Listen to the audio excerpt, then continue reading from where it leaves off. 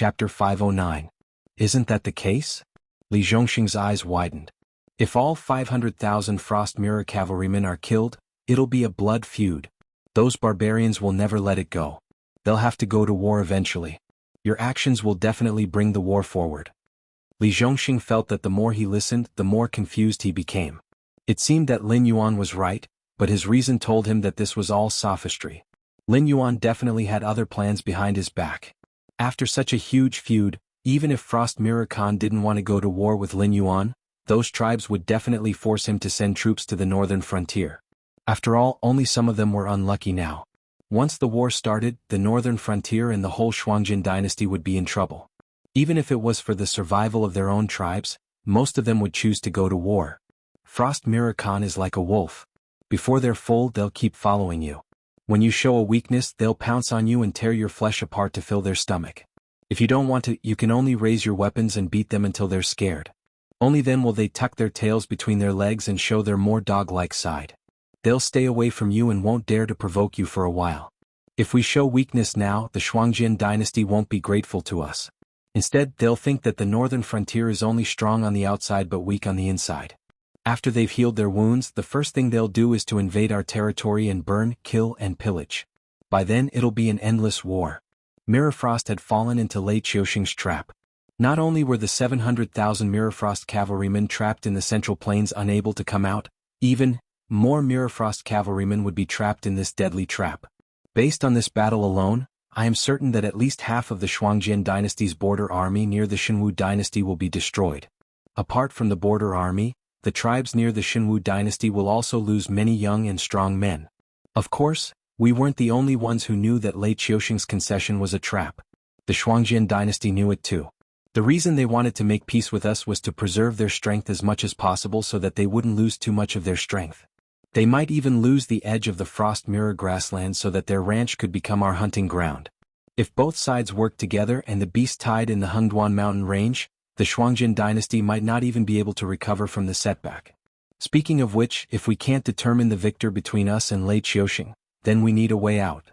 Therefore, the Shuangjin dynasty's invasion this time is a way for us to ease our relationship. At that time, we can choose to call a truce and head north together to collect this debt of blood from the Shuangjin dynasty. Then we can return to our respective territories and start accumulating strength for the next war. But this time, if we sign a truce, we won't have an excuse to head north to attack the Frost Mirror grassland. Naturally, we can't join forces to attack the Shuangjin dynasty. Even if we shamelessly call a truce, the other dynasties won't just stand by and watch us attack the Shuangjin dynasty. If they cut off the trade with the Northern Territory Chamber of Commerce, we won't even have a place to cry. So, they only need to withstand the pressure from Lei Qiuxing. Lin Yuan narrowed his eyes slightly and smiled. I don't want the northern frontier to fall into a two-sided war. I just want to tell these barbarians one thing. The northern frontier will never back down from a fight. As long as they want to fight, I'll fight with them. Plus, there's a special tribal system there. Before we can catch our breath, Shuangjin Khan's throne will probably change hands. Do you think that Shuangjin Khan, who has dominated the grassland for 50 years, will do such a profitable business for a bunch of dead people? This? Li Zhongxing's eyes widened even more. He said with a puzzled expression, since the Shuangjin dynasty has already seen through the trap, won't they know to withdraw and wait for the right opportunity? They'll attack us when we fight with Lei Qiuxing. No matter who they help or whether they fight on both sides, they'll still benefit from it. That's what we need to do. Fan the flames, add oil, let this fire burn even more fiercely. Let the Shuangjin dynasty suffer the greatest loss and force them to swallow their anger. The coldness in Lin Yuan's eyes slowly faded and turned into an obscure emotion. I'm slow-witted. I don't understand what the Dragon King means. Li Zhongxing shook his head with a bitter smile. However, he was sharp enough to smell the blood in Lin Yuan's words. In the end, weren't they still going to fight? Sophistry indeed. The loss of 500,000 Frost Mirror Barbarian is not an unacceptable loss for the Shuangjin dynasty, because the number of young men who die from the cold, starvation, or being killed by demon beasts on the grassland is far more than that. However, for some tribes, the loss of these young men is a disaster. They won't accept this result easily, so they'll do everything they can to recoup their losses. For example, 500,000 Frost Mirror Barbarian died on the northern frontier, but 700,000 Frost Mirror Barbarian killed and looted as they pleased in the Central Plains. If they want to recoup their losses, do you think it's better to start a war with the northern frontier, or go to the central plains, where they think it's incomparably prosperous, and even plunder for a while more in the south? If we show enough strength, the Shuangjian barbarian will wisely choose to avoid us and hold this grudge in their hearts for the time being. However, in the current situation, their first choice is still to plunder the Xinwu dynasty. This wise decision is what both Lei Qiuxing and I want to see. The only ones who want to stop them are the higher-ups of the Shuangjian dynasty. However, the tribes that have suffered losses won't let go of such a good opportunity, especially the small and medium-sized tribes outside the range of Frost Mirror Khan's influence. Even if they pretend to be obedient, they won't let go of such a fat piece of meat like the Xinwu dynasty. Lin Yuan's voice trembled as he said, Lei Qiuxing used the bones of countless people to build a path to victory for himself. In this aspect, he's even more of a bloodthirsty demon beast than this king.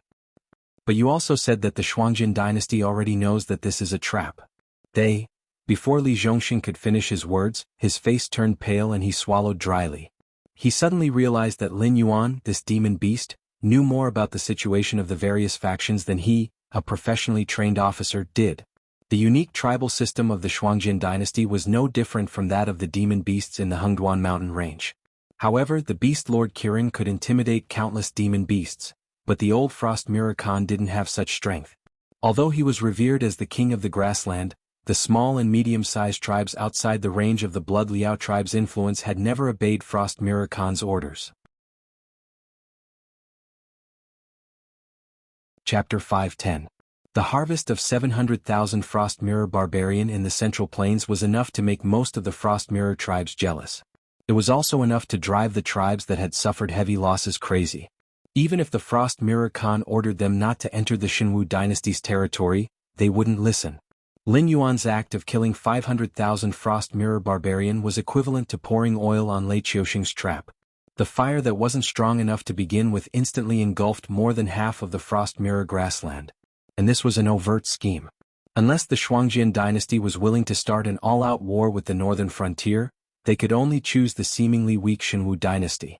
This king isn't as ruthless as Lei Qiuxing, but this king loves his own people more than Lei Qiuxing.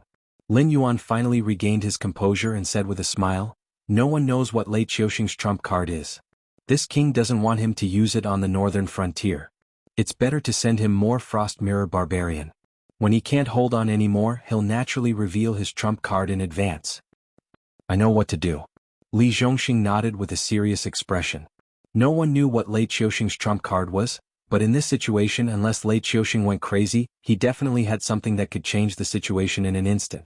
Letting Lei Qiuxing use this thing on the Shuangjian barbarian was obviously much better than using it on the northern frontier. Although he didn't like this kind of scheme, it wasn't his own doing. However, this wasn't his doing, and it was indeed for the sake of the entire northern region. Therefore, even if Li Zhongxing didn't like it, he could only persuade himself to accept and even obey. The next morning, Ke Yin led 30 Shueliao cavalry and 200-plus carriages of supplies, his face solemn as he arrived at the Southern Expedition's scouting area. After yesterday's meeting, Li Zhongxing had no intention of stopping him. Very quickly, he led the 5,000 light cavalry to the front of the formation. Marshal Li looks a lot more energetic. Kei Fan rubbed her hands together. She had dark circles under her eyes, and it was obvious that she hadn't rested well. In fact, Li Zhongxing had also gone through a lot of mental struggles last night. But after thinking it over, she still decided that Lin Yuan's actions were the most beneficial for the northern frontier. It was also the best way to break Lei Qiuxing's trap. At the very least, it was the method with the least losses. So, for the latter half of the night, Li Zhongxing didn't continue to brainstorm with herself and fell asleep peacefully. But looking at Kei Yan's appearance, Lei Qiuxing knew that this young clan leader of the Greenfish tribe didn't have a good time after returning home yesterday. The arrogant and unreasonable Shuangjian dynasty had lowered their proud heads, but they didn't get the respect they deserved from the northern frontier. The situation they were facing was completely different from what they had expected. Not only did the northern frontier not show the slightest bit of fear, they even seemed to be full of fighting spirit. But even if the northern frontier wanted to fight, the Shuangjian dynasty didn't. They only wanted to preserve their strength and wait until the northern frontier and the Xinwu dynasty had a decisive battle before coming to take advantage of the situation. There was no need for them to help that bastard Lei Qiuxing fight the vanguard after falling into his trap. At least, That was what the generals of the Shuangjin dynasty convinced themselves. But according to Kei Yan's report, the northern frontier didn't plan to release the captives immediately. They wanted to send the message back and wait for the reply from the northern frontier prince's mansion before deciding on their next move. Before that, they couldn't even send their supply wagons past the southern expedition's position. They could only send some cavalry to accompany the southern expedition to transport the wagons. In the words of those scholars, the behavior of the northern frontier was no different from being shameless when they were given face. But they couldn't do anything because, just as Lin Yuan had predicted, the Shuangjin dynasty didn't plan to fight this battle. So, they could only vent their anger on Kei Yan, the envoy. As a result, Kei Yan looked like he was going to collapse at any moment. Li Zhongxing glanced at Kei Yan and said with a smile that didn't reach his eyes, "I didn't expect young clan leader to be so knowledgeable about the situation of our brothers trapped in the northern frontier. 500,000 Frost Mirror barbarian soldiers wasn't a small number. These 200 wagons of supplies were only enough to fill the gaps between their teeth." Although the defense line of the northern frontier wasn't that tight, the intelligence network formed by the Association of the Demon Emperor's members and the embroidered uniform guards wasn't something that the Shuangjin dynasty could infiltrate. So, the Shuangjin barbarian soldiers who were still defending the plains definitely hadn't made contact with the main forces. So, Kei Yan's 200 wagons of supplies were just a pretense. At the same time, it was also to express his distrust of the northern frontier. Kei Yan smiled helplessly and wiped the sweat on his forehead. He said with an apologetic smile, "Marshal Li must be joking. Just by looking at your southern expedition, I know that the northern frontier's army isn't ordinary. We know our own strength. How could those good-for-nothings be a match for your northern frontier's army? Let alone 500,000, even if they had 200,000 left, they would be burning incense to thank the gods." At this point, Kei Zhuo paused for a moment before continuing, "We're just going to take a look at the situation today. Although the supplies we brought are better than nothing, they should be able to last for half a day. Once we confirm the situation, we'll be able to make preparations." Li Zhongxing expressionlessly pulled on the reins and turned his horse around. He said coldly, "I'll say the ugly words first. Your cavalry had better behave themselves. If they do anything inappropriate, I have the right to kill them on the spot. Also, after confirming the situation, you can prepare for the next shipment, but all of your cavalry will have to come back with you. Do you understand this?" "Understand my ass?" Kei Yan's face suddenly darkened. He didn't expect Li Zhongxing's slap to come so quickly and so suddenly. They had prepared such a small amount of supplies in order to annoy Li Zhongxing and make his men make a few more trips. Of course, there was no lack of distrust in Li Zhongxing. They were worried that the southern expedition would seize too much of the supplies, which would be considered an act of aiding the enemy. But Li Zhongxing's attitude was also very clear. "You don't trust me and I don't trust you. You think I'll seize your supplies?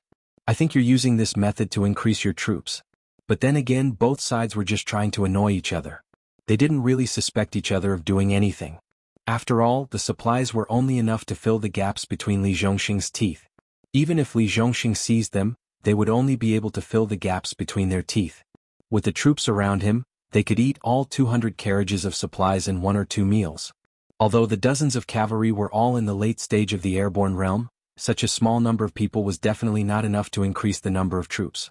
What was the difference between increasing the number of troops in such a scale and sending them to their deaths? Chapter 511. Marshal, what should we do with the Frost Mirror cavalry that came with us? A light rider rode up to Li Zhongxing, a faint murderous intent flashing across his fair face. The fair-skinned young general was a graduate of Qiao Yu's batch. However, unlike Qiao Yu, who was known as Black Bear, due to his simple and honest nature, Qiao Yu was known as the Black Bear, which made him the type of general who would charge and break through enemy lines. On the other hand, the fair-skinned young general Zhang Xiuzhu was more of a scholarly general. His training was decent as well, having reached the pinnacle of the airborne realm before the age of 30. He was only one step away from reaching the Celestial Star realm. Li Zhongxing was also one of the military mentors of the Northern Frontier Academy. Qiao Yu and Zhang Xiuzhu were both students that he thought highly of.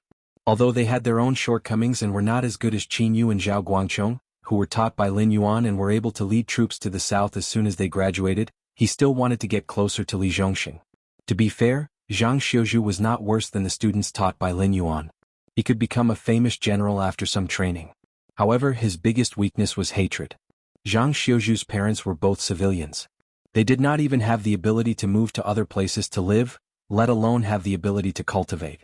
Therefore, every year when the Frost Mirror Barbarian raided the border, Zhang Xiuzhu and his parents could only rely on luck to avoid being killed. However, luck would always run out. When Zhang Xiuzhu was 7 years old, the Shuangjin dynasty raided the border. His parents were killed by the sword, and only the young Zhang Xiuzhu escaped by hiding in a secret cellar at home.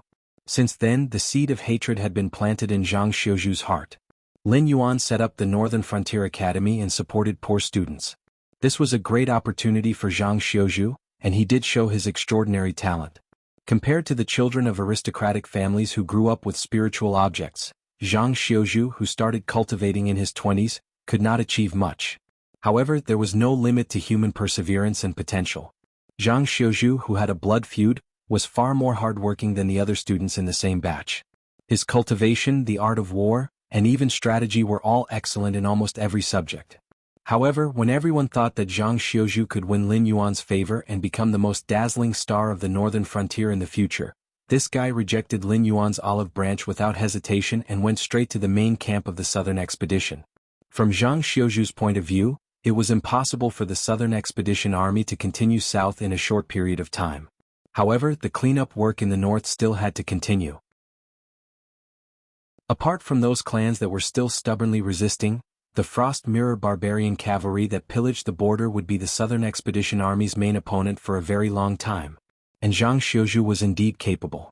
After a series of tests, Li Zhongxing believed that this guy, who was not much younger than him, would become the most dazzling star of the northern frontier in the future, even if he rejected the recruitment of the so-called Star General class.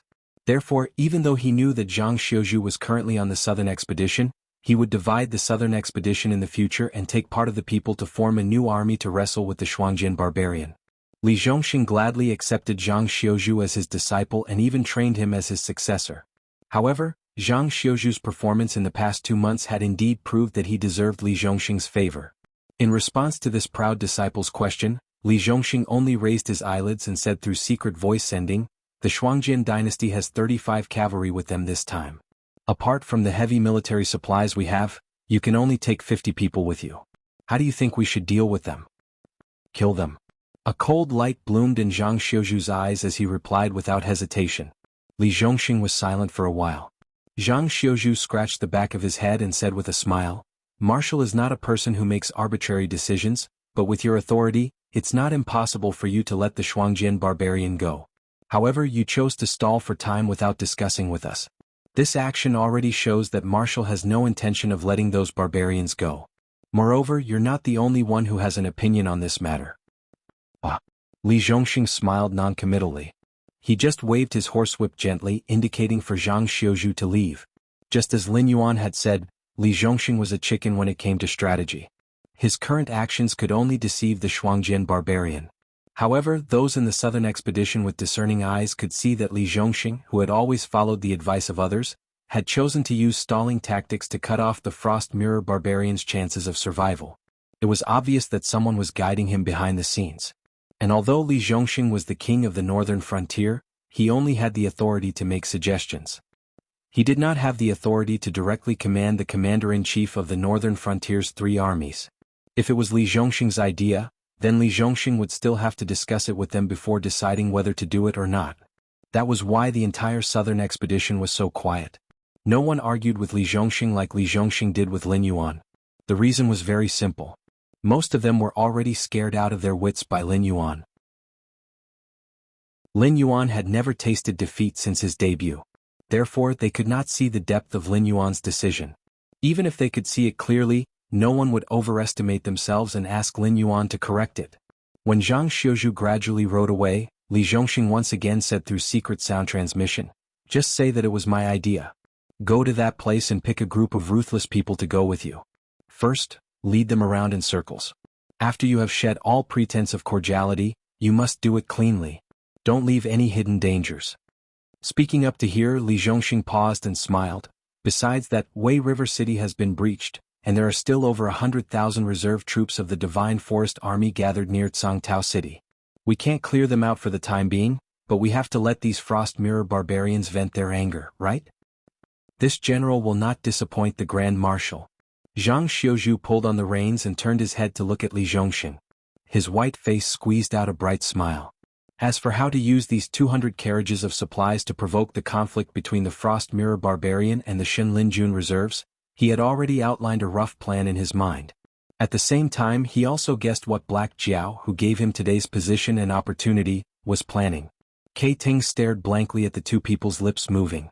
He subconsciously felt his heart sink. But when he listened carefully, he could not understand what they were talking about.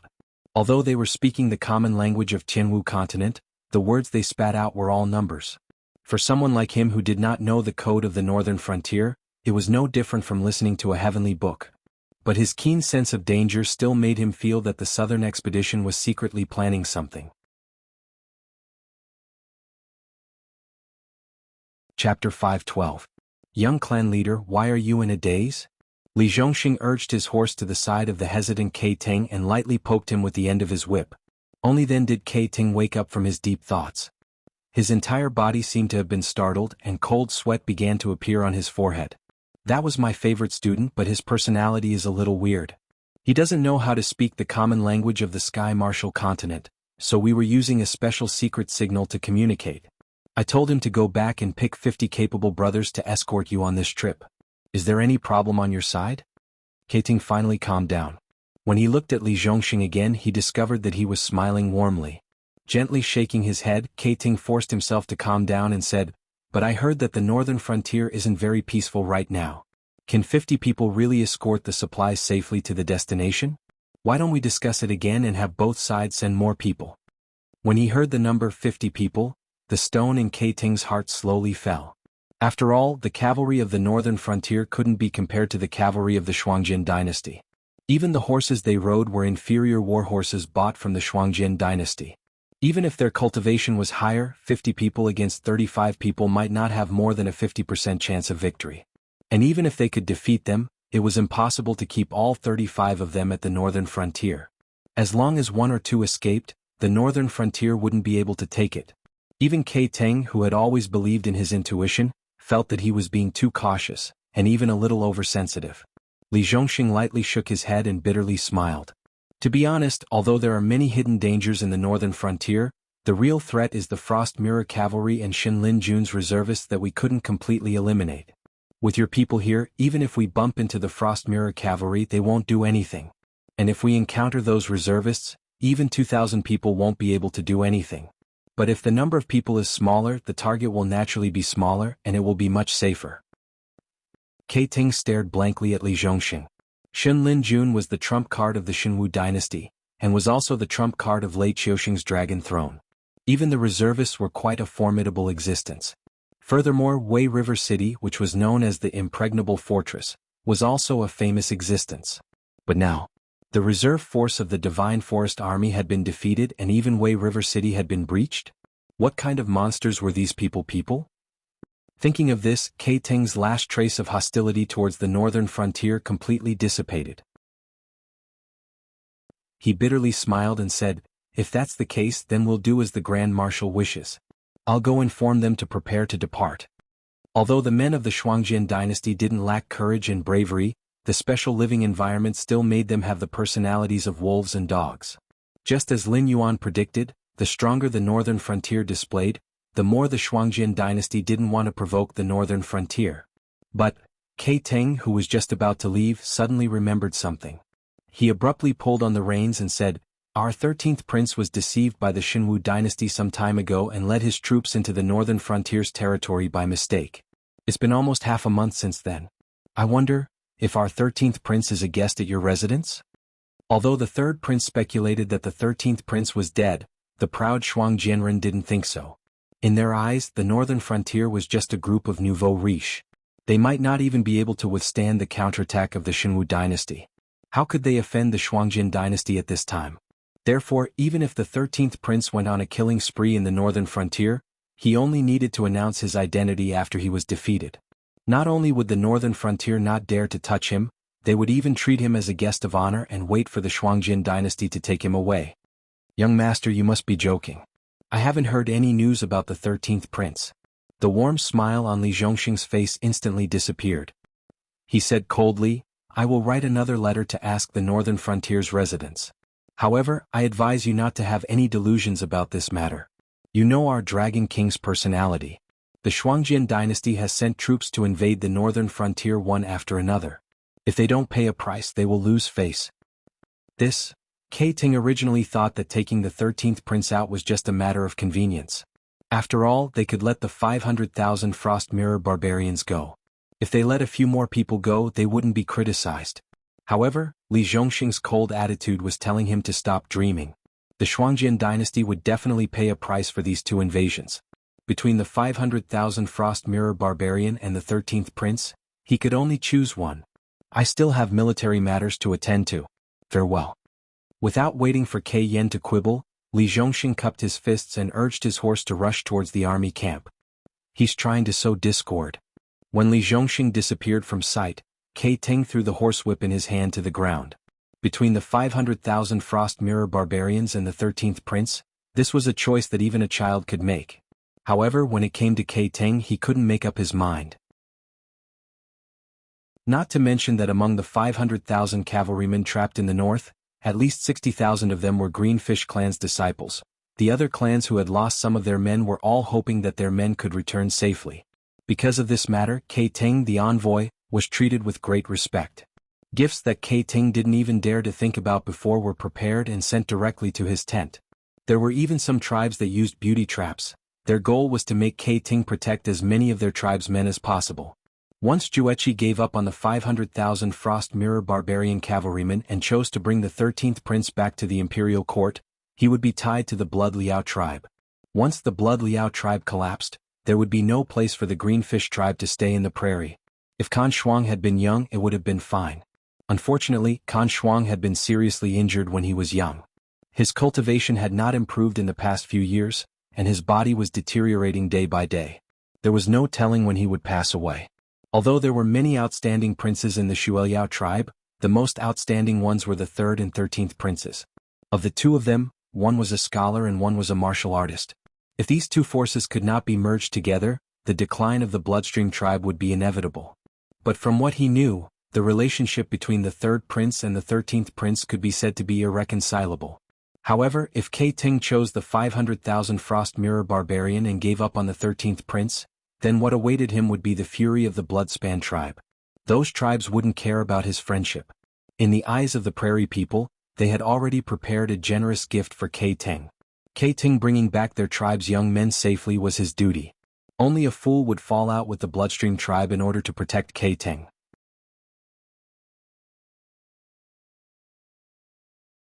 Chapter 513. Shenwu Dynasty, Imperial Capital. Lei Qiuxing paced back and forth in Yangxin Palace with his hands behind his back. He glanced around the empty palace with a gloomy face. The entire Yangxin Palace was filled with a gloomy atmosphere. Anyone who got close to the palace would find it hard to breathe. Lei Qiuxing's plan had only begun to work now. After opening up the borders, the border army under his command retreated to the Central Plains. Although they might not be able to confront the Frost Mirror cavalry head-on, they could still defend the imperial city and the nearby cities. Before the war began, Lei Qiuxing had already ensured his own safety. However, the northern frontier did not have such a good condition. The northern battlefront army was still in the north. Most of the soldiers in the southern battlefront army were new recruits. Even the old soldiers were just average. They were much weaker than the elite soldiers in the border army. The only force that could give him pressure was the Fallen Star army that Yan Xingqi had trained. But the number of soldiers was too small. In a large-scale battle where more than 1 million soldiers were involved, what could 5,000 soldiers do to him? Lei Qiuxing could never imagine that any army in the northern frontier could fight the Shuangjian barbarians' main force head-on. Therefore, when he knew that the Shuangjian dynasty was approaching Donglin City, Lei Qiuxing was so excited. He wanted the Shuangjian dynasty to charge in and destroy the entire northern frontier. Then he could clean up the mess. However, the Shuangjian barbarians stopped. Their main forces didn't act like before, recklessly charging into the northern territories to burn, kill, and plunder. Instead, after encountering the southern expedition army that Lei Qiuxing deemed to be unable to withstand a single blow, they suddenly stopped advancing. Both sides even began to communicate. If the Shuangjian dynasty reached a peace agreement with the northern frontier, it would be a terrible nightmare for him. After all, his trump card was still in the preparation stage. If the northern frontier lost the Shuangjian dynasty's restraint, not only would they be able to quickly annex the entire northern territory, they could even deploy a series of battle plans along the river, waiting for his army to smash their heads and bleed. That's right, his head was broken and bleeding. Although he felt that the army at the northern frontier was mediocre, they were from the Shenwu dynasty and not the Qinjiang dynasty, which had the best navy in the world. Letting his meticulously trained divine martial heavy steps cross the Wei River to fight was equivalent to throwing iron cans into the Wei River. Who can tell me what the situation is in the north? Without Zhang Xiu, is your embroidered guard all trash? Lei Qiusheng's gaze swept across the shadows of the Hall of Mental Cultivation as he roared angrily, "If I had known that the embroidered uniform guard was only at this level, I would have let the Servants' Administration take over the Northern Intelligence Network. Do not challenge this monarch's patience. You must send me the latest intelligence on the north within 4 hours.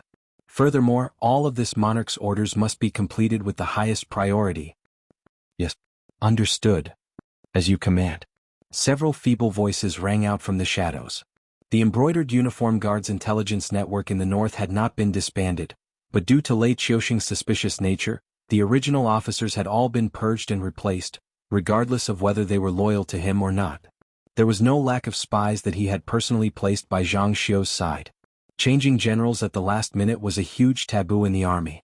Coupled with Lei Qiusheng's bloody purges, the entire embroidered uniform guard felt insecure. They couldn't even guarantee their own safety, so who would focus on gathering intelligence and establishing a spy network for him? Moreover, in this kind of intelligence network, there were often hundreds or thousands of spies lying dormant in a single command. Only by extending this network could a complete and mature intelligence network be formed. Zhang Xiu had transferred away a group of loyal higher-ups of the embroidered uniform guard, and Lei Qiusheng had purged them himself. Currently, it was unknown how many spies were in contact with the embroidered uniform guard but didn't have official identities. After all, their command lines were already gone. Who could verify their identities? Under such circumstances, the current situation of the embroidered uniform guard wasn't as simple as just rotting away. It was even on the verge of collapse. Lei Qiusheng still had delusions that the embroidered uniform guard could maintain the powerful operational capabilities that it had when Zhang Xiu was still in power. This was no different from a fool's dream. Of course, this kind of intelligence network was different from the military system. At the very least, the bloody purge of the higher-ups had shocked most people. There wouldn't be an army mutiny. As long as there was enough time, the embroidered uniform guard's original structure could definitely be restored. However, if he wanted to restore the all-pervasive scouting ability of the North, he would have to ask the Shifter Emperor Council and the embroidered uniform guard if they were willing to do so. Since you knew it would be so troublesome, why didn't you kill it back then? When I dealt with Zhang Xiu, I had the opportunity to kill it. It was just a matter of convenience. A black shadow flashed, and the shadow that was supposed to be overseeing the south slowly appeared behind Lei Qiusheng. Lei Qiusheng shook his head lightly and said bitterly, "The Black Jiao is indeed a difficult opponent, but it cannot die. At the very least, it cannot die now, and it cannot die at our hands." The shadow raised its eyebrows imperceptibly, as if it was curious about this statement. With the Black Jiao as the representative of the northern frontier, the Black Jiao has already set its sights on those top powers. Because of the previous incident, the Black Jiao has shown the ambition and ability to replace me. Those top powers are definitely begging for it. Otherwise, why do you think the chaos in the Shenwu dynasty has continued until now? Isn't it just those guys who are creating opportunities for the Black Jiao and stalling for time? In addition, the relationship behind the Black Jiao is also complicated. Forget about the ancient demon court, whose real identity is unknown. Anyway, it can establish a relationship with the top powers. Even if its identity is fabricated, it doesn't matter. However, its current identity is the Lord of the Northern Frontier and the Beast King of the Hengduan Mountains. It is also inextricably linked to those dragon blood demons. All the forces are trying to rope it in. If the Black Jiao dies at this time, not only will the Northern Frontier go out of control, but the Sea Demon Rebellion in the south and the Hengduan Mountains will also take revenge. Even the Frost Mirror Dynasty and the Qinjiang Dynasty will try to take a step further. Lei Qiusheng put his hands behind his back, exhaled a turbid breath and said in a cold voice, "The Black Jiao was born as a demon beast. This is its natural disadvantage. On the other hand, we are just people who killed our master and usurped the throne. We are not much stronger than it. The other 6 dynasties have been trying to find ways to balance the other forces for so many years. They will not tolerate a usurper like me to continue to exist. Got it? The shadow nodded slightly. He did not understand Lei Qiuxing's thoughts, but as the shadow of Lei Qiuxing, he only needed to obey the order.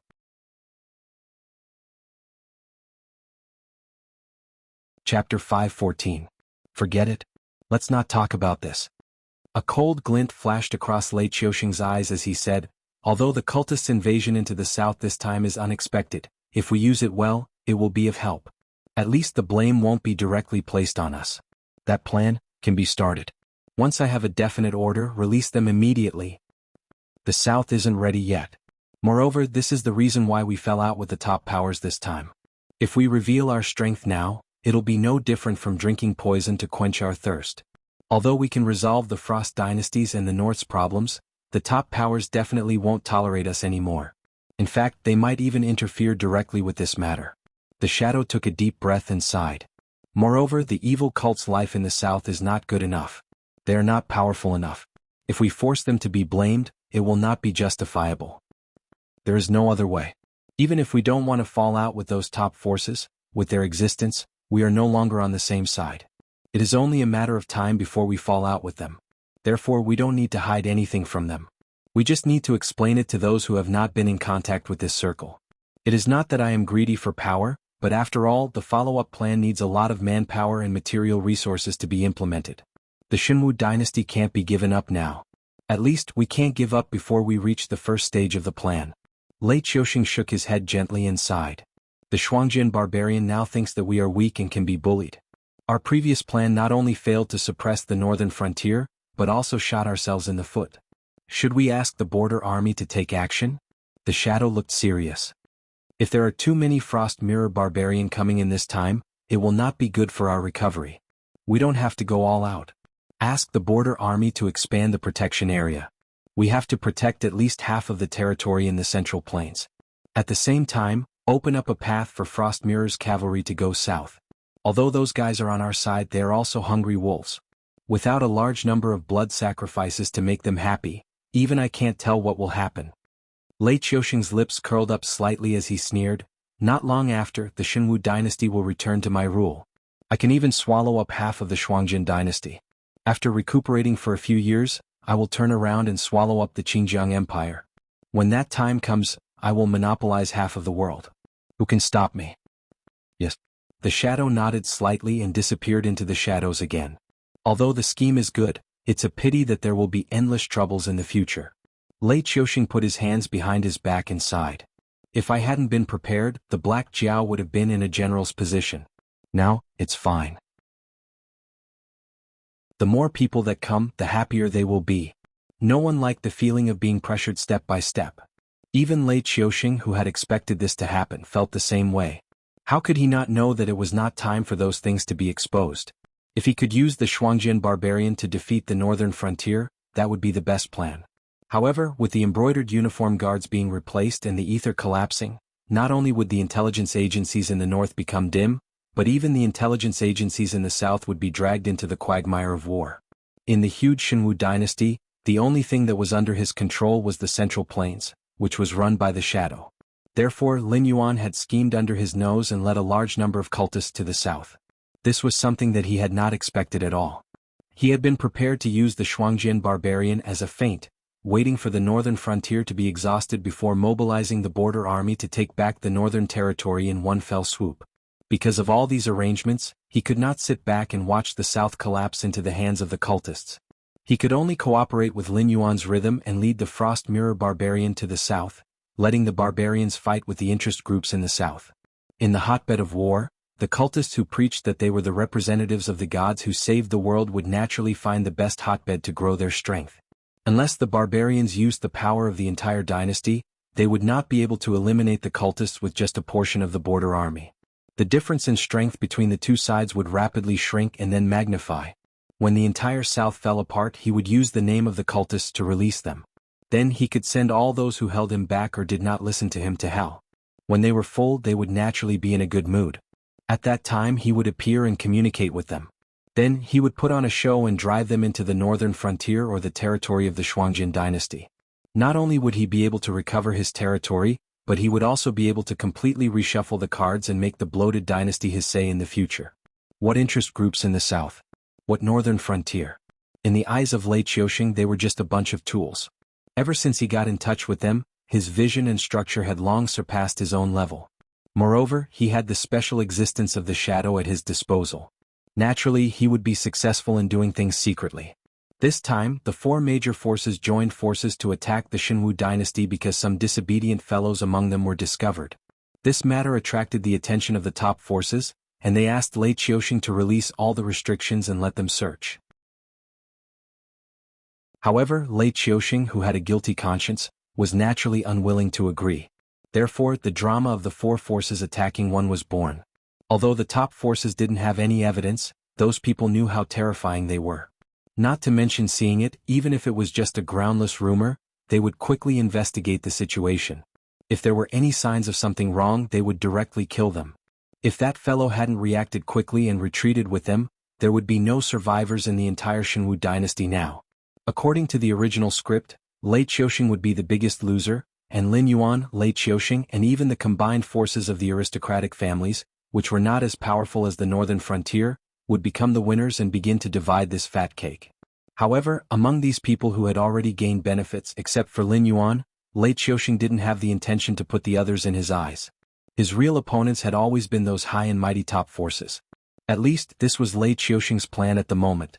Moreover, the development of the matter was slowly moving in the direction he had envisioned. However, no matter whether it was the reaction of Lin Yuan or the top forces, Lei Qiuxing was an uncontrollable variable. Even if he was lucky enough to make use of the evil cult members introduced by Lin Yuan to talk about the matter, in an attempt to delay the time for the top forces to intervene in this matter, there were several changes in the cards in Lin Yuan's hands that he couldn't figure out in any case.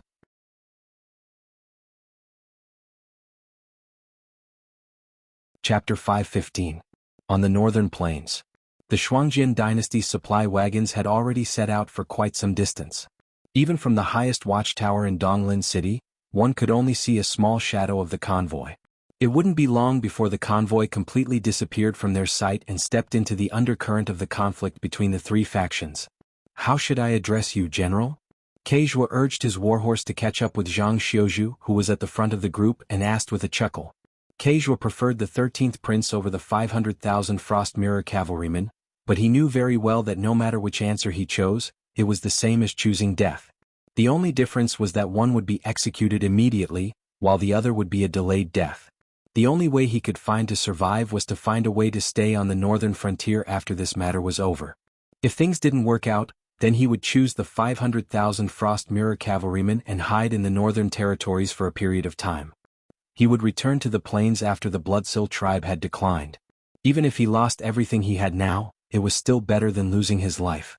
At this moment, Kei Ting finally understood why the third prince had given him such a lucrative task, and why the people of the large tribes had mocked him. He hadn't thought much of it when he had received the generous gifts, but now it seemed that these fellows had clearly regarded him as a dead man. If he wanted to survive, he had to curry favor with the northern frontier by hook or by crook in exchange for a period of protection from the northern frontier or a permanent residence on the northern frontier. Because of her nervousness, she urgently needed someone to talk to. Secondly, Keijua's abilities lay in his cultivation and horseback. If he wanted to make a living after joining the northern frontier, he would have to walk the path of the army. Although Zhang Xiuzhu wasn't conspicuous yet, someone who could gain the favor of Li Zhongxing would definitely have great achievements in the future. That was why he chattered so much in order to make himself known. It could be said that he had put a lot of thought into it. Zhang Xiuzhu glanced at Keijua and rolled his eyes. He didn't say anything. He didn't have a good impression of the Shuangjian barbarian to begin with. It was already good enough that he didn't draw his sword. Furthermore, Li Zhongxing had set him up as a reclusive person who didn't know how to speak the common language of the Jianghu continent. Under such circumstances, unless he had no other choice, he naturally wouldn't speak. Although these Shuangjian barbarian were already food in his mouth, he wouldn't disregard the big picture for a little personal grudge before he was completely confident. Moreover, it was obvious that Li Zhongxing had reminded him of an opportunity that could bring even greater losses to the barbarians. Why wouldn't Zhang Xiuzhu do it? However, these Shuangjian barbarian couldn't all die in the ambush. At least 2 or 3 Frost Mirror Barbarian had to be released before they could return to pass on the news that Li Zhongxing wanted the Shuangjin dynasty to know. The supply convoy had been ambushed by Shen Linjun's reserve forces, and the convoy was almost completely wiped out. When the time came, Li Zhongxing would take the opportunity to remove the checkpoint and find a way to lead these Shuangjin barbarian to meet the real Shen Linjun's reserve forces. Including the 500,000 Frost Mirror Barbarian, whose fate was already sealed, Zhang Xiuzhu had to use his great willpower to suppress himself so that he wouldn't laugh out loud. This time, the 49 knights following Zhang Xiuzhu weren't professional soldiers from the northern frontier. Some of them were hired wanderers, and some were cultivators that the Shifter Emperors Association had recruited from the Mercenary Union and the Demon Subduing Masters Association.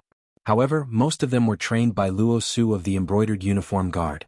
In terms of cultivation, these 49 knights were not inferior to the carefully selected Frost Mirror cavalry generals. Moreover, their past experiences had given them a few more abilities than the Frost Mirror cavalry generals, who rarely moved around in the mountains. In terms of stealth, concealment, and tracking, even if the Frost Mirror cavalry generals had 10 times the number of them, they still wouldn't be able to compete with them in a battlefield that they were familiar with. Therefore, once the situation became chaotic, even if they ran into Shen Linjun's reserve forces, about 80% of them could survive. If they were lucky, they might even be able to escape from the ambush site with a few survivors. However, Zhang Xiuzhu still needed time to come up with a general plan of action. Although some of the Frost Mirror cavalry generals had to return alive, who would live and who would die was still a matter of consideration. For example, Juechen, who was the messenger, would definitely take up one of the spots. The guy who was wearing an ordinary general's armor but was surrounded by several Frost Mirror cavalry generals probably had a powerful background as well. As for the rest of the spots, Zhang Xiuzhu would have to consider carefully. After all, although the idea of an ambush was proposed by the northern frontier, the scapegoat would definitely be the Shen Linjun's reserve forces. Therefore, the more people from the Shuangjin dynasty survived, the more credible the rumor that Li Zhongxing spread would be. But similarly, if all the important people survived and the ones who died were just cavalry generals, the Shuangjin dynasty would naturally become suspicious. They might even take this opportunity to launch a war directly to see the truth of the northern frontier. Therefore, Zhang Xiuzhu needed time and space to observe the situation and determine the status of the Frost Mirror cavalry generals so that he could decide who would survive. According to the plan, the ambushers should be Zhang Xiuzhu's own people who had seized equipment from Wei River City. However, for the sake of realism, once the two sides engaged in close combat, even their own people would not hold back. If they were unlucky or not strong enough, they would die in vain. War had always been this cruel. Moreover, no one knew when the ambush would begin. Therefore, Zhang Xiuzhu's team leader had to arrange everything properly before the ambush happened. For example, he had to arrange at least 3 or 4 people around the valuable Frost Mirror Barbarian. Once the battle started and the situation was not good, they would immediately cover the enemy's retreat. After all, they were all on the same side. Once the battlefield was divided, the brothers would not die even if they were captured. In order to ensure the implementation of the plan, Zhang Xiuzhu had even prepared a plan to completely wipe out. Fortunately, the people he brought with him were all elites. They did not have any combat strength or reaction time problems. As long as Zhang Xiuzhu gave the order, or if things deviated from his expectations, they would be able to react immediately. For a scholarly general like Zhang Xiuzhu, he only needed to be a wise man. Naturally, they would carry out the plan in a way that maximized their benefits. It was just that with Keijua constantly chattering in his ear, not to mention that Zhang Xiuzhu's heart-nurturing kung fu had not yet reached the great accomplishment stage. Even if he could reach the stage of being indifferent, it would still be difficult for him to ignore Keijua, who was like a fly. Helplessly, he could only give an officer next to him a look.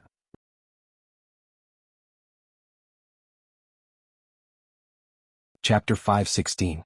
The latter immediately understood and welcomed him with a smile. Young clan leader, please don't make things difficult for our team leader. He's still familiar with this area and we still need him to lead the way. If he gets distracted and takes the wrong path into the deep mountains and forests, we'll all become food for the demonic beasts.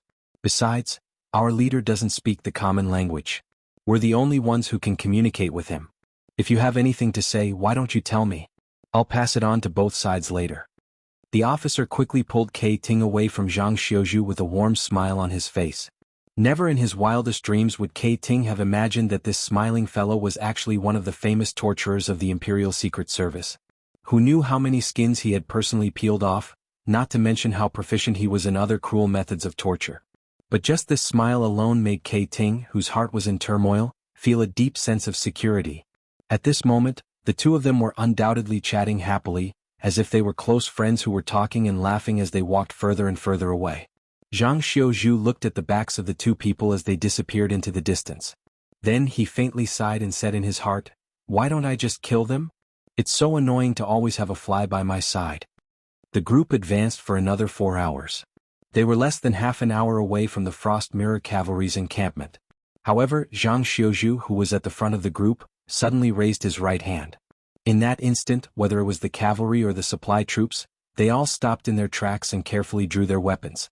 The Frost Mirror Cavalry, who was already suspicious of these northern frontier people, was shocked. They also drew their weapons. But the targets of the two sides were completely different. The northern frontier people were guarding the dense forest in front of them, while the Frost Mirror Cavalry were guarding against these people from the northern frontier. After a few breaths, the Frost Mirror Cavalry realized that the people from the northern frontier people weren't targeting them. But even though they were embarrassed, they didn't put down their weapons. They were still on high alert, as if they were worried that the people from the northern frontier people were putting on a show. They were waiting for them to lower their guard before attacking. "General, may I ask what's going on?" Kei Ting whispered to a few of his trusted generals. Then he rode to the front of the formation to ask about the situation. "There are no beasts in the forest. Even a startled bird wouldn't fall. What do you think is going on?" Zhang Xiaozhu glanced at Kei Ting and said something in code, which the genial officer passed on to Kei Ting. According to the original plan, there would be an ambush on the way. But the location of the ambush surprised Zhang Xiaozhu.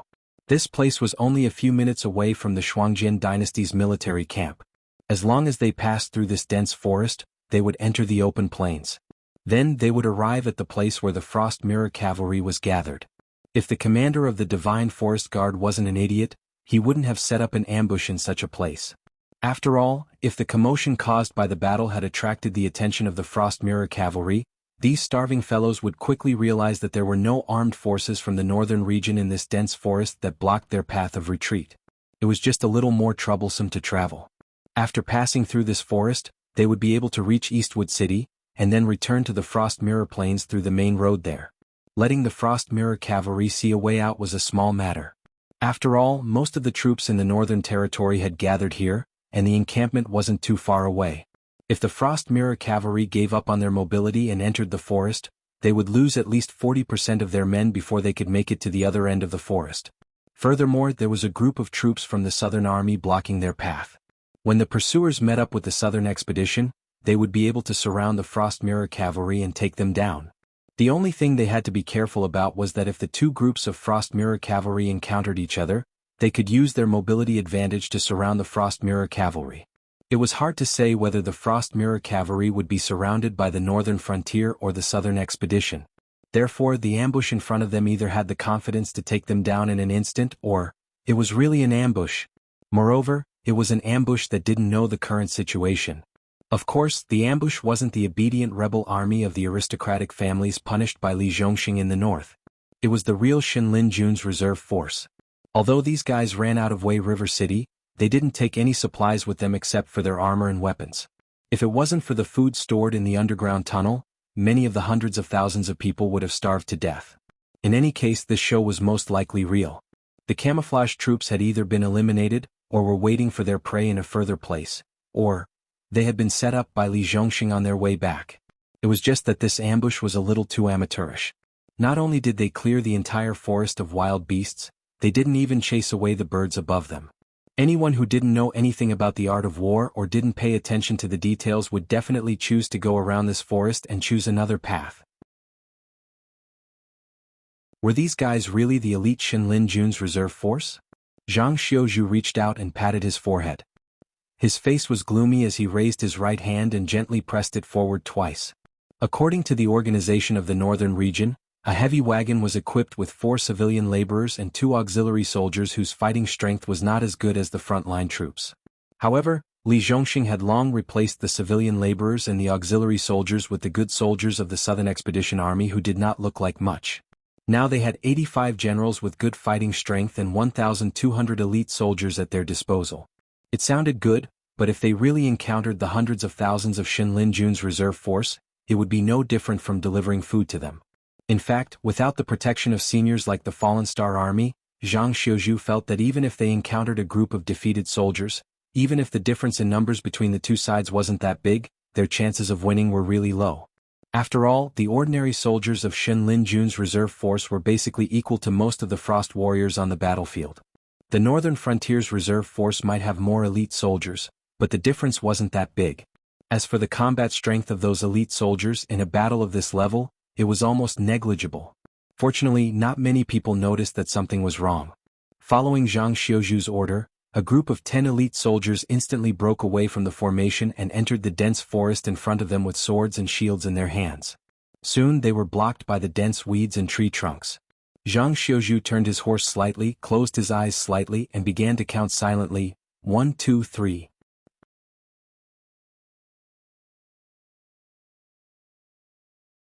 Chapter 5:17. 15 breaths. Zhang Xiuzhu's eyes suddenly widened. He raised his right hand and made a fist. The elite soldiers who received the order immediately overturned the supply wagons beside them. They used these not-so-sturdy wooden wagons to build a temporary and simple fortification. Then they raised their swords and shields and hid behind the supply wagons. Zhang Xiuzhu and his brothers also dismounted and retreated to the back of the fortifications.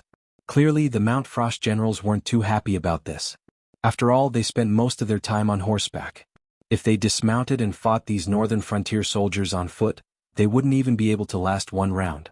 They wouldn't even have the chance to escape. On the other hand, Kei Teng, who had been whispering into Zhang Xiuzhu's ear, jumped down from her horse and hid behind the fortifications.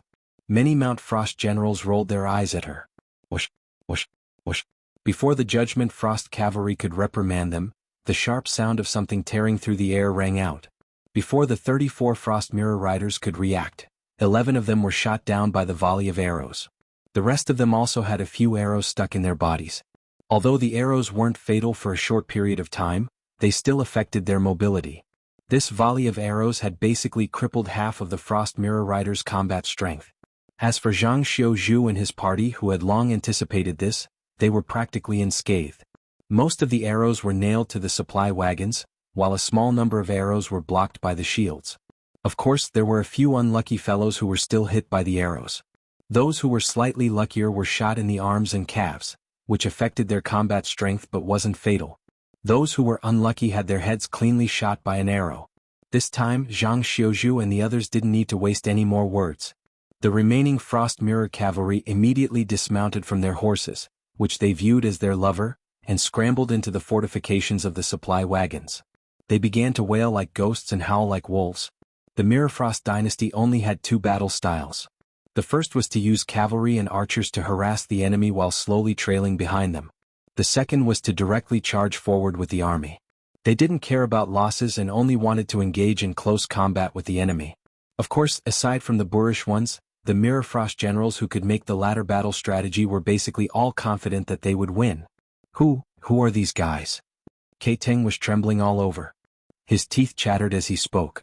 It was so loud that one would worry that he would bite his tongue. Zhang Xiuzhu's lips curled up. A bitter smile appeared on his face. He ordered in code, "Repair the fortification. Move the extra supply wagons to the front. We will wait for 1 or 2 more rounds of attack to see how strong the enemy is." To put it bluntly, there was no first place in literature and no second place in martial arts. Everyone knew that during the time of the Wanjian dynasty, Lei Qiuxing Yan Xingqi, and their personal guards were all elites in the world and were equally matched. In Lei Qiuxing's dynasty, after a few decades of development, the Divine Forest Army had become the #1 army in the Shenwu dynasty with the title of the world's #1 step, becoming a legend among legends. However, everyone in the northern frontier felt that Lei Qiuxing's era was about to end. A new era that belonged to Lin Yuan was about to begin. Shin Lin Jun, the world's #1 heavy infantry, should have retired from the stage. Who would become the first army in the northern frontier? This was the long-cherished wish of almost every soldier in the northern frontier. They had the northern frontier to defend, the southern frontier to attack, and the experienced and ruthless Starfall. There were also the graduates of the Star General class that Lin Yuan personally led. It was said that they had formed a secret special unit that had yet to be officially revealed. The scale of the southern expedition was too large. Sooner or later, different units would be assigned to different territories. Zhang Xiuzhu wanted to work hard with Donglin City as his goal. Although his real opponent was the Shuangjian dynasty, this didn't stop Zhang Xiuzhu from having the idea of personally training his own troops as the Northern Frontier's #1 army. Most of the people in front of him now were Xin Linjun's reserves. If he didn't even have the guts to challenge the reserves, how could Zhang Xiuzhu still have the face to compete for the title of the Northern Frontier's #1 army? Even if his troops did become the strongest army in the Northern Frontier in the future, his concession to Xin Linjun's reserves today would fiercely nail him to the pillar of shame. Even if he obtained that title, he wouldn't dare to openly show it. Although most of the people present were not Zhang Xiuzhu's subordinates, they were at the top of the southern expedition's food chain. Naturally, they wouldn't have the idea of directly retreating after hearing the other party's name. Now that Zhang Xiuzhu wanted to stay and fight with the other party, for them, it was something they couldn't ask for more. The other party shouldn't have a lot of people. They are just a defeated army. Zhang Xiuzhu slightly raised his eyebrows and sneered, although the ambush technique is lame, if it weren't for our quick reaction, they could have leisurely come up and killed us one by one. This level of attack isn't something that can be done by just anyone, so their identity is correct. The only thing that is wrong is the number of people. You mean? Officer Gung quickly took over the conversation, squinted his eyes and said, the other party deliberately covered up their marching tracks and scattered in the territory of the Northern Frontier. They just want us to focus on their original marching route. But in fact, the people who are still marching along their original marching route are almost all abandoned pawns? Zhang Xiuzhu nodded slightly and continued, also, if they have enough people, they should have come up to fight us at close range after seeing that we have finished building the fortifications and exposed their existence with the rain of arrows. But they haven't done anything yet. I think they are either the allies of the 500,000 Frost Mirror Cavalry, or they don't have enough people and don't have the confidence to fight us at close range. The rain of arrows just now came suddenly and uniformly. Zhang Xiuzhu only heard the loud sound of bowstrings being released. Obviously, these people had drawn their bows, pulled their strings, and released their bows at almost the same time, so the countless sounds converged into one loud sound. This was not something that an ordinary army could do. But Zhang Xiuzhu's command was good, and his subordinates reacted quickly. Even building the fortifications with local materials was only a matter of seconds. This was not something that an ordinary army could do. So even if the other party was Xin Linjun's reserve force, they had no choice but to take Zhang Xiuzhu's army seriously.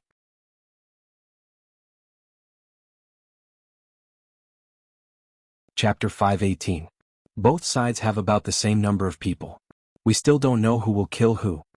Gung Su was obviously not someone who was afraid of trouble. He immediately sneered, how about we organize a counterattack? If they don't want to come out of the forest, we will rush in and play with them. Gung Su was a member of the Genie Guards. He was Yu Dingqian, the one who received the order from Li Zhong.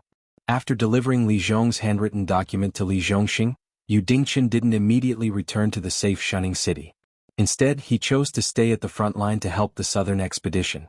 Although the ones sent to occupy the source of Wei River were a few subdivisions of the southern expedition, it didn't mean that the main force didn't lack manpower. Based on the current tragic degree of one army against a country, Li Zhongxing's troops had to be at least 3 times more than before to have the capital to be strong. Zhang Xiuzhu gently shook his head and sighed, no matter what, the other side is the world's elite Xin Linjun. Even if they are in the reserve force, they are not much weaker than us. If we rush in and fight with them, it won't be called a war. Speaking of this, Zhang Xiuzhuan paused and smiled bitterly, it's called delivering food. Yu Dingqian, who was originally calmed down by Zhang Xiuzhu, suddenly changed his expression. Even the hot blood in his chest cooled down a lot. Whether he admitted it or not, Zhang Xiuzhu's judgment was correct. After all, since ancient times, soldiers fought soldiers, generals fought generals. No one would give up the identity of a purple-level general to kill a small group of soldiers. In this case, the elite soldiers of the northern frontier were obviously not inferior to anyone. But only Xin Linjun was outside of common sense. This army that was firmly controlled by Lei Qiuxing recruited new soldiers every year. They were not selecting soldiers at all. Instead, they were selecting people who had the qualifications to become generals and bringing them back to Wei River City for training. Therefore, it was not an exaggeration to say that Xin Linjun's reserve force was all generals. Not to mention their army, looking at the entire northern frontier, except for the 5,000 Star Fallen army, there was probably only the secret army formed by the star class that could win against Shen Linjun's reserve force. After all, Shen Linjun was selecting generals, but the star class selection of recruits was almost like selecting monsters. Zhang Xiuzhu, a scholarly general, could be regarded as a confidant and successor by Li Zhongxing after meeting Li Zhongxing face to face. Naturally, he had the ability. And he was only qualified to be invited to the star class for an interview. If he rejected it, then so be it. It was as if Lin Yuan had never cared about him. Although Li Zhongxing had the title of Southern Expedition General, in fact he had only been brought out of Shen Linjun's reserve force for a little more than a year. However, this did not mean that Li Zhongxing was a newcomer to the battlefield. On the contrary, with Luo Su's teaching and the process of fighting against various aristocratic families in the north, Li Zhongxing's growth speed could be said to be leaps and bounds. He quickly implemented the knowledge that he had learned in Wei River City. The current Li Zhongxing could not be said to be a famous general who could move unhindered in the world, but his level was not inferior to veteran generals who had fought hundreds of battles on the battlefield. Just based on this point, one could tell what kind of monsters were in the star class, not to mention those talented generals that Lin Yuan had focused on recruiting. Any one of them, after training for a period of time and turning their theoretical knowledge into experience, could be in existence that could lead a large army by themselves. We can't beat them, but that doesn't mean that I can't deal with them. My soldiers. Zhang Xiuzhu leaned against the fortifications and roared in a low voice. The elite soldiers around instantly cast their gazes over. Zhang Xiuzhu smiled and nodded, saying, "What you faced just now was not the aristocratic family's rebel army, not the roaming bandits of the forest, but the divine martial heavy steps, Shen Linjun." Speaking up to this point, Zhang Xiuzhu paused and said with a bit of ridicule, "Of course it's the reserve force. As the saying goes, a person's name is like a tree's shadow." Shen Linjun's name was well known throughout the world. Even the people of the northern frontier had heard of this invincible army that gathered the leaders of the Shenwu dynasty. If they were told that the ambush was Shen Linjun, even if these elite soldiers had a strong sense of bravery in their hearts, they would not do something that would send them to their deaths. However, Zhang Xiuzhu pointed out that the other party was a reserve force, and even used a ridiculing tone to speak, which immediately drove away the nervousness in the hearts of many people. After the surrounding atmosphere calmed down a little, Zhang Xiuzhu continued, "Of course, Shen Linjun has been an army for decades, and the requirements for recruiting soldiers are basically the king of soldiers or the talented orphans of the battlefield. However, my southern expedition has been an official army for less than half a year. Asking you to go and risk your lives is a bit too much." The corner of Yu Dingxin's mouth twitched crazily. Listening to the continuous roaring laughter, he felt that his whole body was not good. Is there anyone who can boost morale like this? Just come up and tell your own soldiers that you can't beat them at all. Then why are you still here? Isn't it better to escape early? But it's not that we don't have a chance of winning. Zhang Xiuzhu's tone suddenly changed, and with a touch of the aura of a powerful army he said in a deep voice, "We can't beat them, but you did a good job before. At this moment, Shen Linjun probably thinks that our group is one of the best in the northern frontier, and that we might be on par with them. Therefore, after they took advantage of us with the rain of arrows, they don't dare to come out and fight with us." "Team leader, what do you mean by win?" A burly man slowly stood up and asked doubtfully, "We can't beat them in a fight. Why don't we take advantage of the fact that they are suspicious of us to retreat and stay here to wait for them to react?" Obviously, this man was a typical person who was frightened by Shen Linjun's name. As soon as he heard that they were no match for Shen Linjun, he immediately wanted to retreat. If it weren't for the fact that military orders were absolute, this man would have already started to run away. Therefore, when Zhang Xiuzhu tried to boost morale, he took the initiative to stand up and try to persuade Zhang Xiuzhu to withdraw the troops. "Use your stupid brain and think about it. Shen Linjun is hiding in the dense forest. They can see us, but we can't see them. Why didn't they take advantage of the long-range attack after they took advantage of us? Instead, why did they stay silent?" Yu Dingxin angrily pointed at the burly man and sneered, "With this little ability, you still have the face to say that you are a graduate of the Northern Frontier Academy? I advise you to go back to the furnace as soon as possible. Don't disgrace the Northern Frontier soldiers."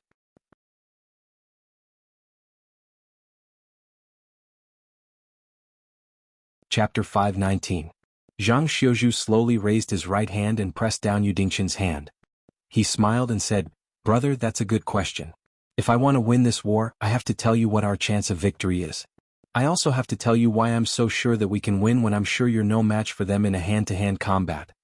This time, even the burly man and Yu Dingchen looked at him with curiosity written all over their faces. First of all, although they are indeed elites who are stronger than us, they are still defeated soldiers in essence. If you've been praised as number one in the world for so many years and then suddenly got pulled down from your pedestal, your first reaction would be to fight with your life on the line. But if you can't beat them, you would feel sorry for yourself and feel that you don't deserve the title of number one in the world. If you meet someone who's not weak, you might not be able to win. Right now, the Divine Forest Army's reserve forces were in such a state of mind. Simply put, their confidence had already been shattered. Otherwise, they wouldn't even have this round of arrow rain. In the past, how could the Divine Forest Army's reserve forces put us, who had seen our banners, in their eyes? Second of all, although they seemed to have the upper hand, we didn't lose much of our main force. On the contrary, not long after they were defeated in Wei River City, their connection with the Central Plains was cut off by us. No matter how elite they are, as long as they can't cross the Wei River, they are like rootless duckweeds. Their arrows and rations are getting less and less because there are no lone troops on this plain. They are either hordes of demon beasts or demi-human troops, a large number of auxiliary troops from my southern expedition, or the Fallen Star Army that broke their mentality.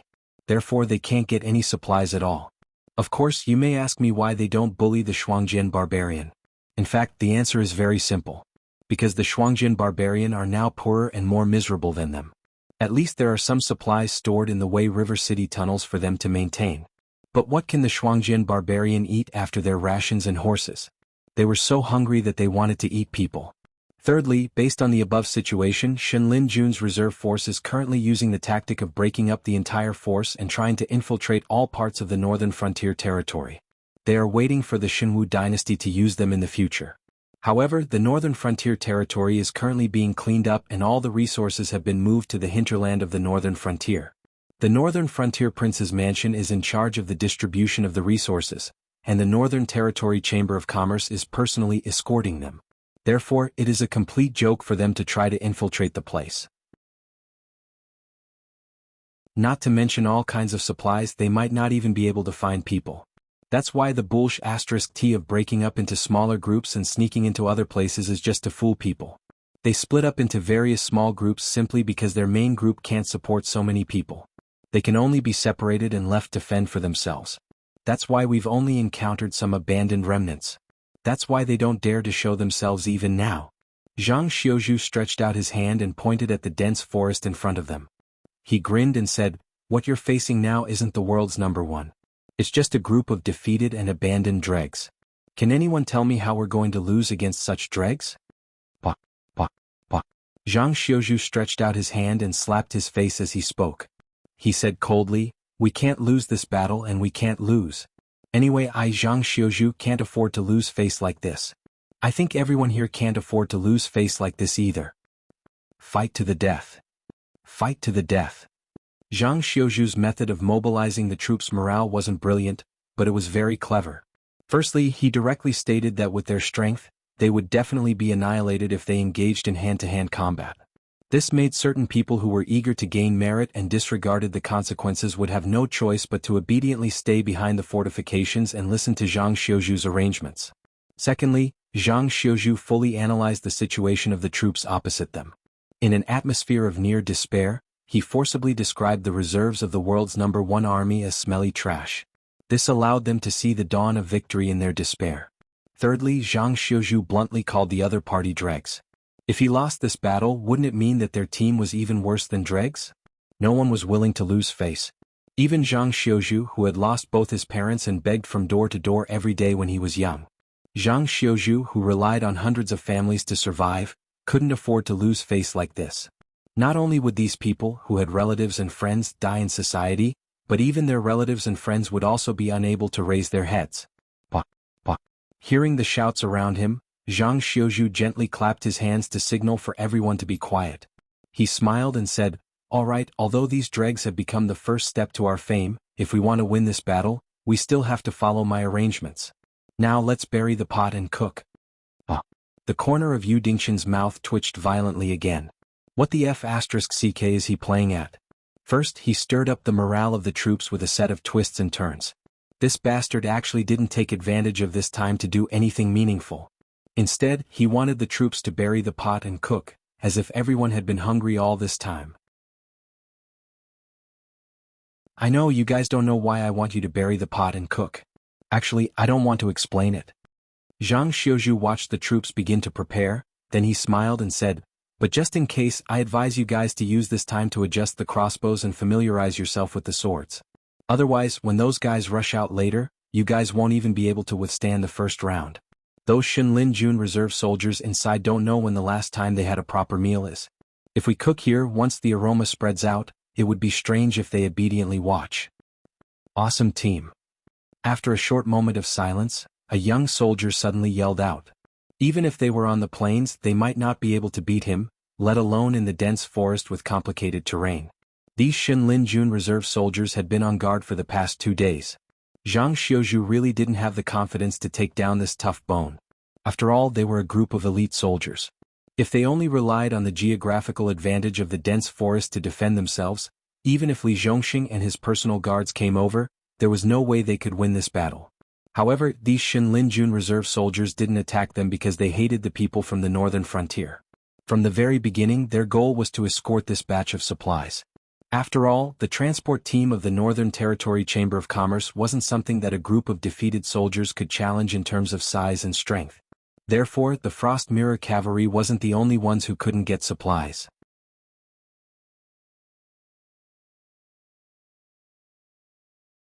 Chapter 520. The supply troops brought back 2 bags of food that were scattered outside the attack range of the forest. They quickly started cooking. However, the rest of the troops didn't chat like they usually did when they were waiting for their meals. Instead, they silently used whetstones to test the sharpness of their weapons. A group of soldiers with strange crossbows were squatting behind the simple fortifications.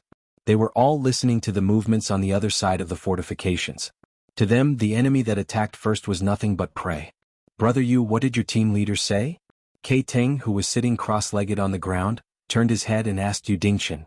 His face was pale from fear. He didn't know who the ambushers in the forest were, but they definitely weren't the Frost Mirror Cavalry. The arrows they used weren't the arrows of the Frost Mirror grassland. Even if the Frost Mirror Cavalry were starving, they wouldn't attack their own people. Our commander said that there's a group of troublesome enemies hiding in the forest ahead. If we rush in and engage them in hand-to-hand combat, we'll lose without a doubt. Yu Dingchen chewed on the jerky in his hand as he spoke slowly. But their target is our supplies. If we start cooking here, they'll take the risk and rush out of the forest to attack us. At that time, we can rely on the fortifications to kill them one by one. The reason Yu Dingchen was eating jerky wasn't because he had the privilege of an officer. It was because 500 of them, including him, were chosen to be Shinlin Jun's reserve troops. They were the last line of defense near the fortifications. Once that happened, they had to rush out and engage the enemy in hand-to-hand combat to buy time and space for the archers behind them to kill the enemy. Then, did your team leader say who the other party was? Kai Ting looked at the jerky in Yu Dingchen's hand and swallowed his saliva as he asked in a low voice. Because Zhang Xiuzhu was a meticulous person, he always remembered what his persona was. Even when he was trying to boost morale, he was still using the code words of the Northern Frontier Army. Therefore, from what Kai Ting heard, the mute general was constantly telling his troops unknown numbers, and yet he was still able to stir up everyone's emotions. That was why Kai Ting asked this question out of curiosity. It wasn't that he hadn't thought that the enemy in the forest was the army of the northern region, but Zhang Xiuzhu and his men had reacted too quickly. The sentries who had gone into the forest to scout the situation hadn't even come out in a dozen breaths. They had immediately overturned the supply wagons and withstood the first salvo. Kai Ting did not believe that this was Zhang Xiuzhu's prediction. After all, if such an outstanding general was placed in the Shuangjin dynasty, he would at least be a major commander who commanded tens of thousands of cavalry. He would not be a direct subordinate of only 5 people. All of this seemed like a script that the northern frontier had prepared in advance. But after giving it some thought, Kai Ting felt that this wasn't the case. If the Northern Territory wanted to send people to disguise themselves as other troops to ambush and kill, they would first have to let these people see the other party's armor or identification. Then, while they were charging in, they would also make sure to leave behind some of the more important people among them as witnesses to report back to the Empire. This would infuriate the Reflection Frost dynasty. However, the enemy had no intention of showing up until now. Moreover, the previous attacks had no intention of leaving anyone alive. The only reason they were able to survive the first round of attacks was because of their cultivation and riding skills. After dodging the scythe of the Grim Reaper, they were able to roll and crawl behind the temporary fortifications. Yu Dingchen sneered and narrowed his eyes. The Shuangjian dynasty might not have many spies, but that doesn't mean they don't know anything about the Frost Mirror Plains, right? Young clan leader, how many troops do you think there are in the north that can be considered troublesome to deal with? Aside from the Shuangjian dynasty's Blood Liao Knights, the only force that could influence the north was Shen Lin Jun. Thinking of this, Kai Ting's lips trembled. He whispered, "Are you guys crazy? How dare we challenge Shen Lin Jun with just a few of us? No wonder your team leader said that if we fought hand to hand, you would lose without a doubt."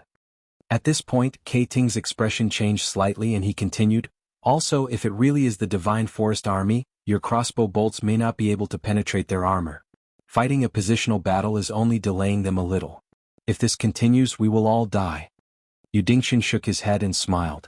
"What Shen Lin Jun? They are just a bunch of defeated soldiers who have abandoned their armor. Not to mention that their armor might not be useful. Even if it could block our arrows, they wouldn't have the guts to wear it." After all, the Divine Forest Army's reserve force had already been crushed by Gao Jie. The group of soldiers who had escaped were already in a state of panic. When the army couldn't afford to feed so many people, not only would they be chased out of the group, even the armor or training uniform that could prove their identity would be taken away. If the defeated soldiers were to flee in the north, they would encounter the Northern Frontier Army sooner or later. If a few powerful characters appeared, it would be easy for them to calculate the movement path of the defeated soldiers based on where they appeared. Then they would be able to annihilate them.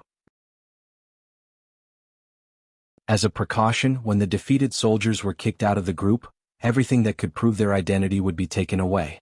When a tiger lost its claws and teeth, and an elephant lost its skin, these so-called fierce beasts, what was there to be afraid of? At this point, Yu Dingchen raised the jerky in his hand and said with a smile, "There's also this food. After eating it, you'll have to rush out and engage in close combat with the enemy when they're close enough to buy time for the archers behind. I see that you have been staring at it. Do you want to eat?" Kaiju's expression changed slightly. While he grew up in a harsh environment like the Frost Mirror grassland and was at the pinnacle of the airborne realm, as the young chief of the Greenfish tribe, how much danger could he have encountered? Many years of living like a prince had long since wiped away the courage in Kaiju's body, and what little courage he had left was not enough to support his courage to charge out and engage in close combat with the enemy after knowing the identity of the enemy. Therefore, after a moment of hesitation, Kaiju shook his head very calmly. It was obvious that he had overcome his appetite. They were all elite soldiers, so they carried out orders very quickly. It didn't take long for the aroma of the stewed rice to spread. Not only did it spread to the jungle, but even the simple fortifications had many people drooling. However, everyone knew that the cooking was just to lure the enemy out. At the very least, they had to wait until the upcoming battle was over before they could enjoy the meal.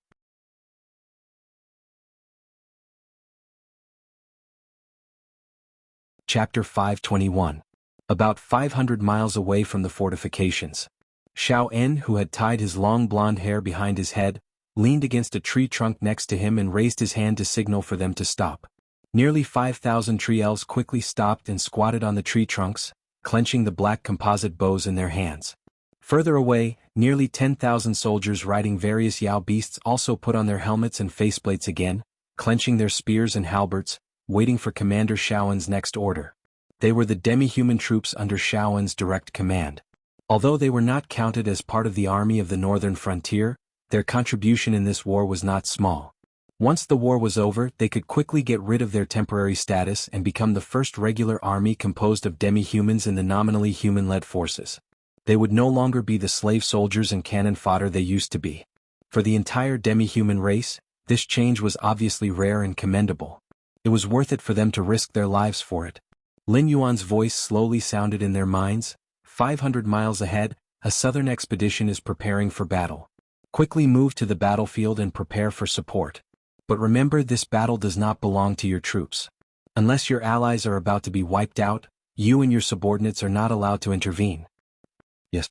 Xiao En cupped his hands toward the void in front of him, a touch of excitement appearing on his cold face.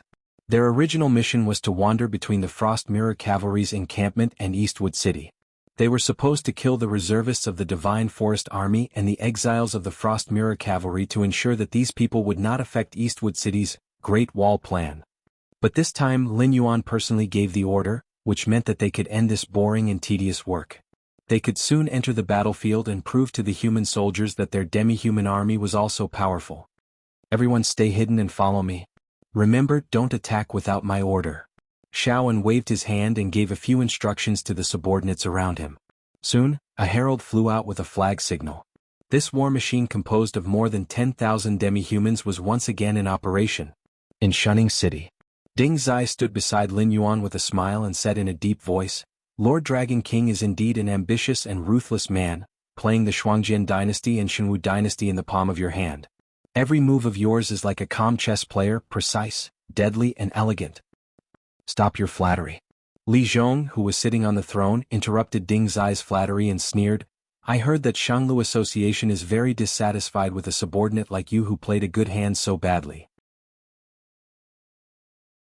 Originally they wanted to execute you, but seeing that you still worked hard, they sent you on another mission to atone for your crimes. I think, your mission isn't to come to the northern frontier to flatter our Dragon King, right? Lin Yuan also coldly glanced at Ding Zai. Although he didn't say anything, the meaning was very clear, carrying a bit of warning. Ding Zai's face slightly stiffened. He looked at Li Zhong with some fear, a cold light flashing in his eyes. Xianglu Association was a top faction after all. Their every move was hidden in the inner layer of the world. Even if they were doing something, countless people would use superficial skills to cover it up. If it wasn't for internal members leaking information, outsiders would definitely not know about Xianglu Association's actions. Now that Li Zhong had seen through his disguise so easily, it was obvious that he had received some information in advance. Either the Shifter Emperor Association spies had already infiltrated Xianglu Association, and their status shouldn't be low. Otherwise, they wouldn't know about the higher-ups' opinions on how to deal with him. Or there were people in Xianglu Association who wished for Ding Zai's death. Before he arrived at the northern frontier, they had already leaked information to the northern frontier, letting Lin Yuan and Li Zhong know that he came with a mission that he had to complete. Because of this, they would have a bad impression of him. At the very least, all the channels of persuasion and flattery to repair the relationship between the two sides were blocked. Is Xianglu Association dissatisfied with this king's division of benefits, or? Lin Yuan finally opened his mouth, and there was some indifference in his tone. He wasn't afraid that Xianglu Association would fall out with him. After all, he wasn't strong enough. In this incident, he was only playing the role of cutting the cake. He didn't even eat much of the cake. All he could do was lick the cream on his knife. If Xianglu Association wasn't satisfied with this division of benefits, then they wouldn't be challenging Lin Yuan. Instead, they would be challenging the huge interest group formed by the other top factions. In the face of such a level of power, even if Xianglu Association was a top faction, it was just a building that could be crushed at any time. Ding Zai shook his head lightly and sneered. Dragon King, you are overthinking. Although I am indeed here with a mission, this matter won't affect you or me. In fact, it is an enemy that you have to face. By informing you in advance, I am doing your northern frontier a huge favor. It will prevent you from being overwhelmed. Speaking up to this point, Ding Zai cast a sidelong glance at Li Zhong. The sneer on his face deepened. I originally wanted to repair the relationship between the two sides. After all, I am a vice president of the Association of the Demon the Arch. If I could obtain the support of the Association of the Demon the Arch, then I would have more authority in Xianglu Association. In some decisions, I would naturally be more biased towards the northern frontier. Unfortunately, it seems like I was overthinking. Lin Yuan and Li Zhong both looked at Ding Zai with indifferent expressions. They didn't seem to be moved at all. Among the three people present, which one of them wasn't a demon? If Ding Zai could obtain the support of the Association of the Demon the Arch, he would indeed be biased towards them in Xianglu Association's decisions regarding the northern frontier. However, that was only because with a powerful association of the Demon the Arch, Ding Zai's power would be greater. Both sides were in a relationship of mutual benefit and prosperity. It wasn't like Ding Zai's tone sounded like he was only looking out for the northern frontier. Ahem, then I will be direct. This time, I came to the northern frontier to inform you of the news. It is Lei Qiuxing's trump card. Because you, Lin Yuan, had previously led the evil sect members to the south, Lei Qiuxing had found a very suitable target to push the blame to. As such, we can no longer intervene. This matter can also be said to be you lifting a rock and smashing it on your own feet. Therefore, before the northern frontier is destroyed and things become completely out of control, we will not directly intervene. Ding Zai cleared his throat. Clearly, he didn't expect that Lin Yuan and Li Zhong didn't have any intention of giving him a way out. With resentment in his heart, Ding Zai didn't even use honorifics. Looking at Lin Yuan and Li Zhong, there was even a hint of pity in his eyes. Don't talk nonsense. Li Zhong's face darkened as he growled in a low voice.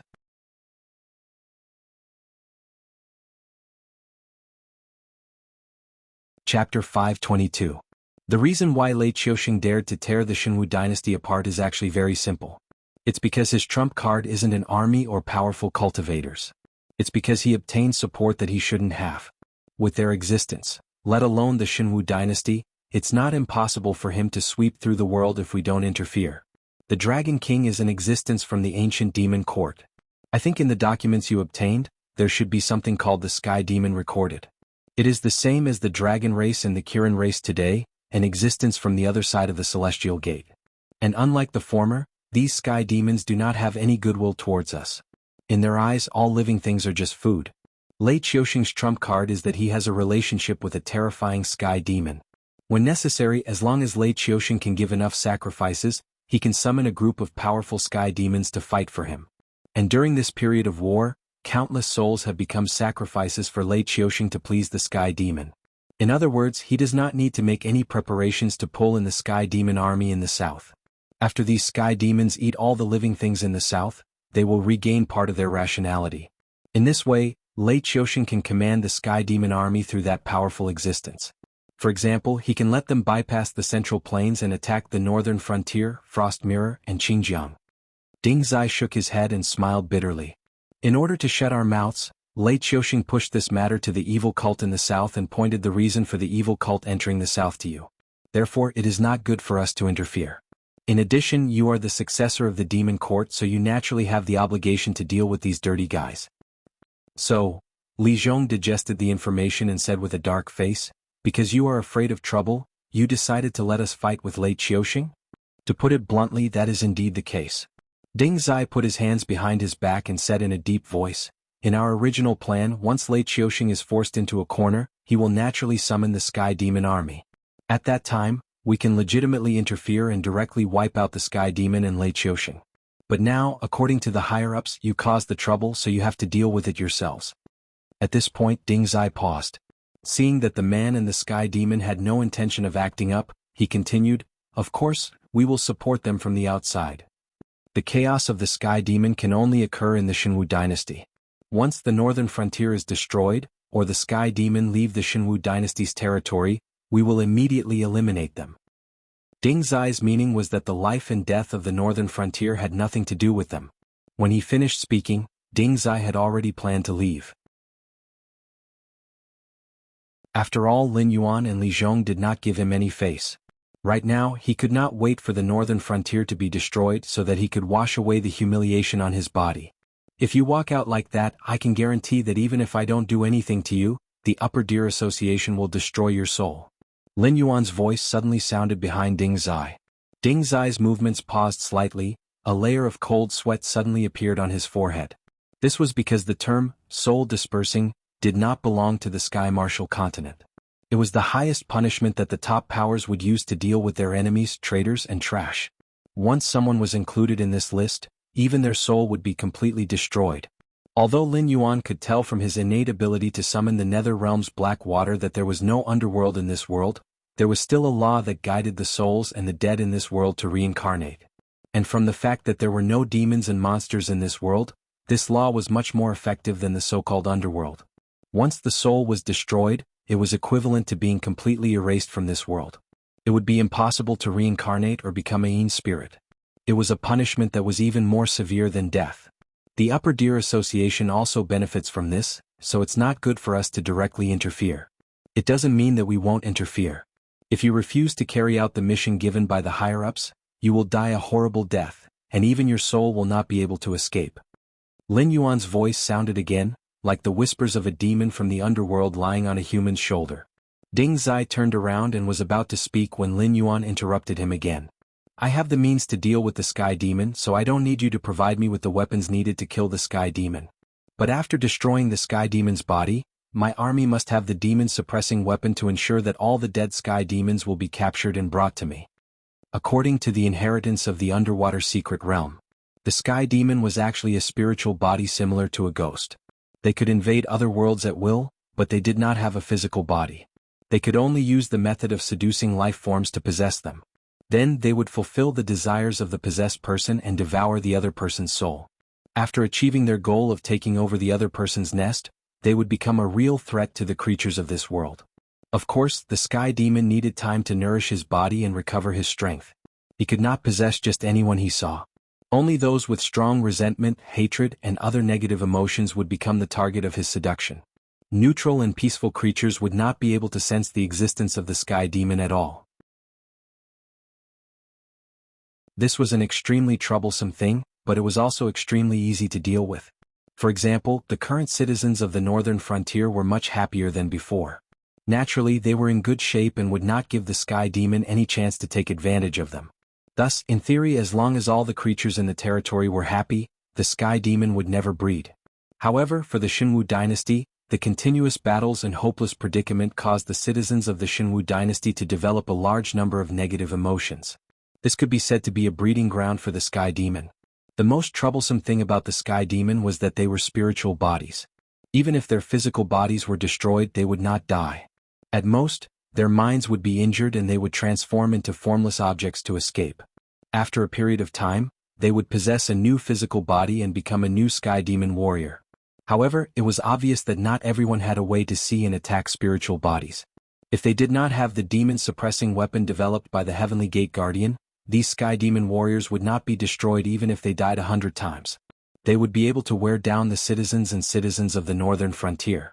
What was even more frightening was that once they fell into a quagmire of war that they could not see any hope of winning, the citizens of the northern frontier would develop all sorts of negative emotions. In the timeline of the Jianghu continent, who knew how many powerful forces had been destroyed because of the sky demon that could not be killed?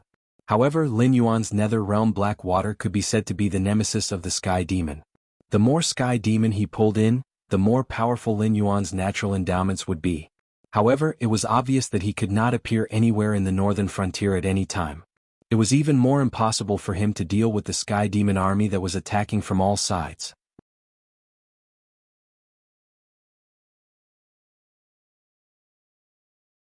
Chapter 523.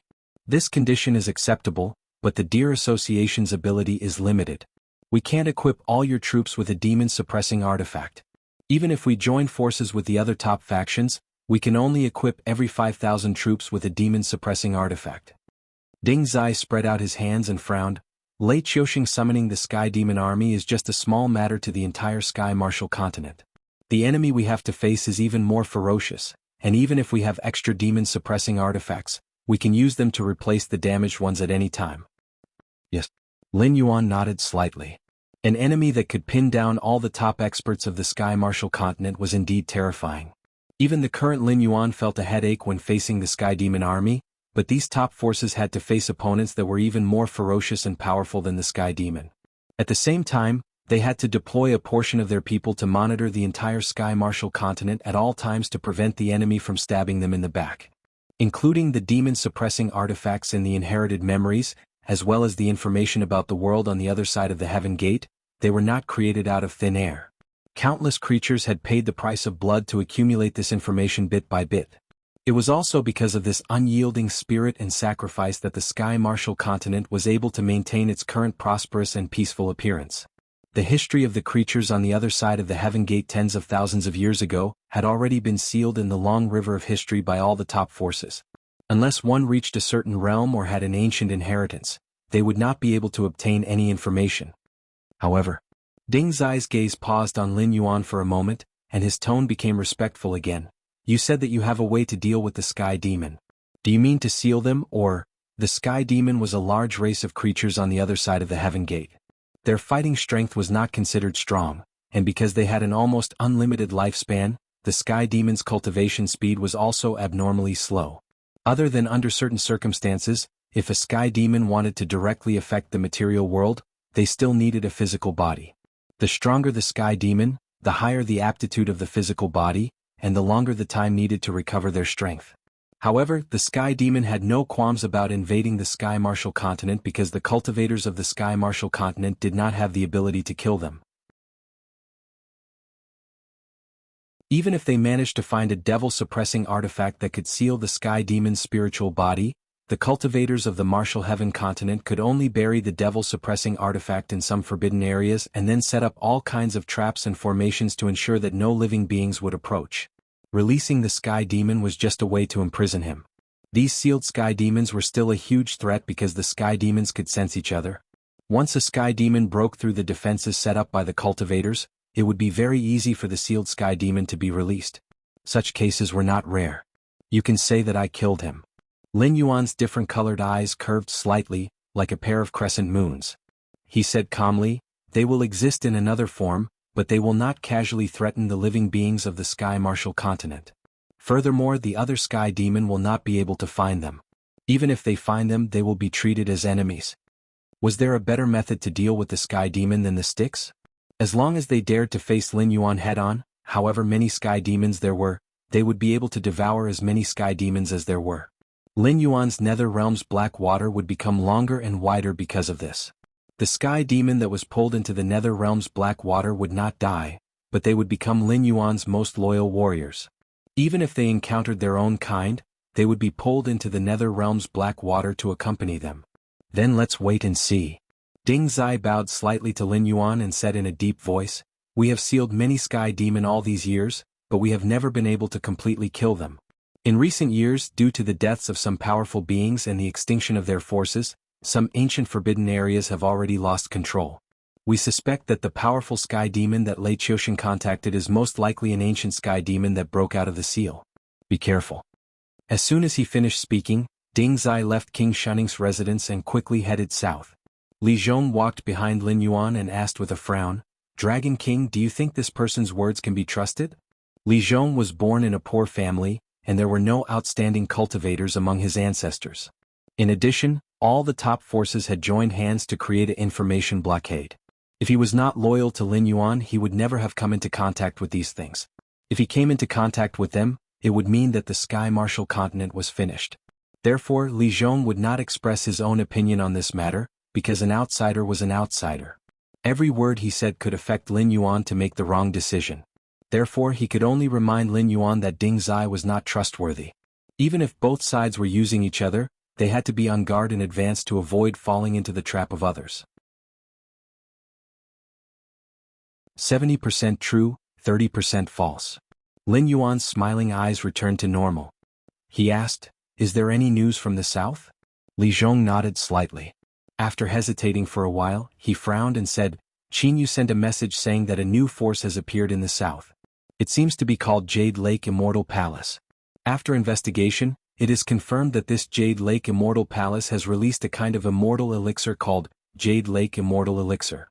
It is said that after persuading, one can leave their physical body and become an immortal. Then the Jade Lake Immortal Palace will provide a new young physical body for the immortal, helping them break free from the shackles of their lifespan. Do you believe it?" Lin Yuan's voice contained a bit of a smile, but his expression did not change in the slightest. Li Zhong did not hesitate this time. He shook his head decisively and said in a cold voice, "There is no such thing as a free benefit in this world. I heard that the Jade Lake Immortal Palace does not take any benefits and gives the so-called immortal elixir to the cultivators who come to their door for free. Anyone with a bit of brain knows that this is a huge trap.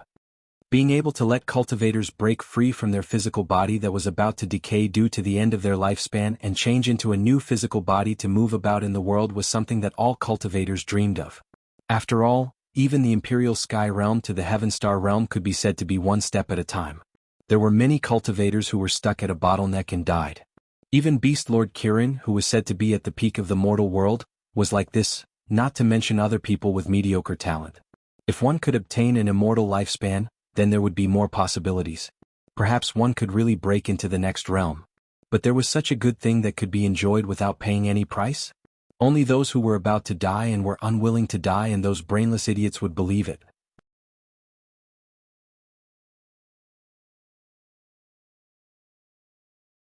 Chapter 524.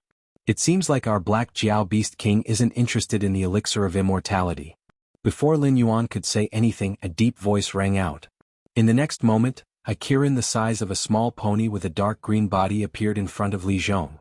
Although it hadn't fully manifested itself, the powerful aura it exuded shocked Li Zhong so much that he couldn't speak.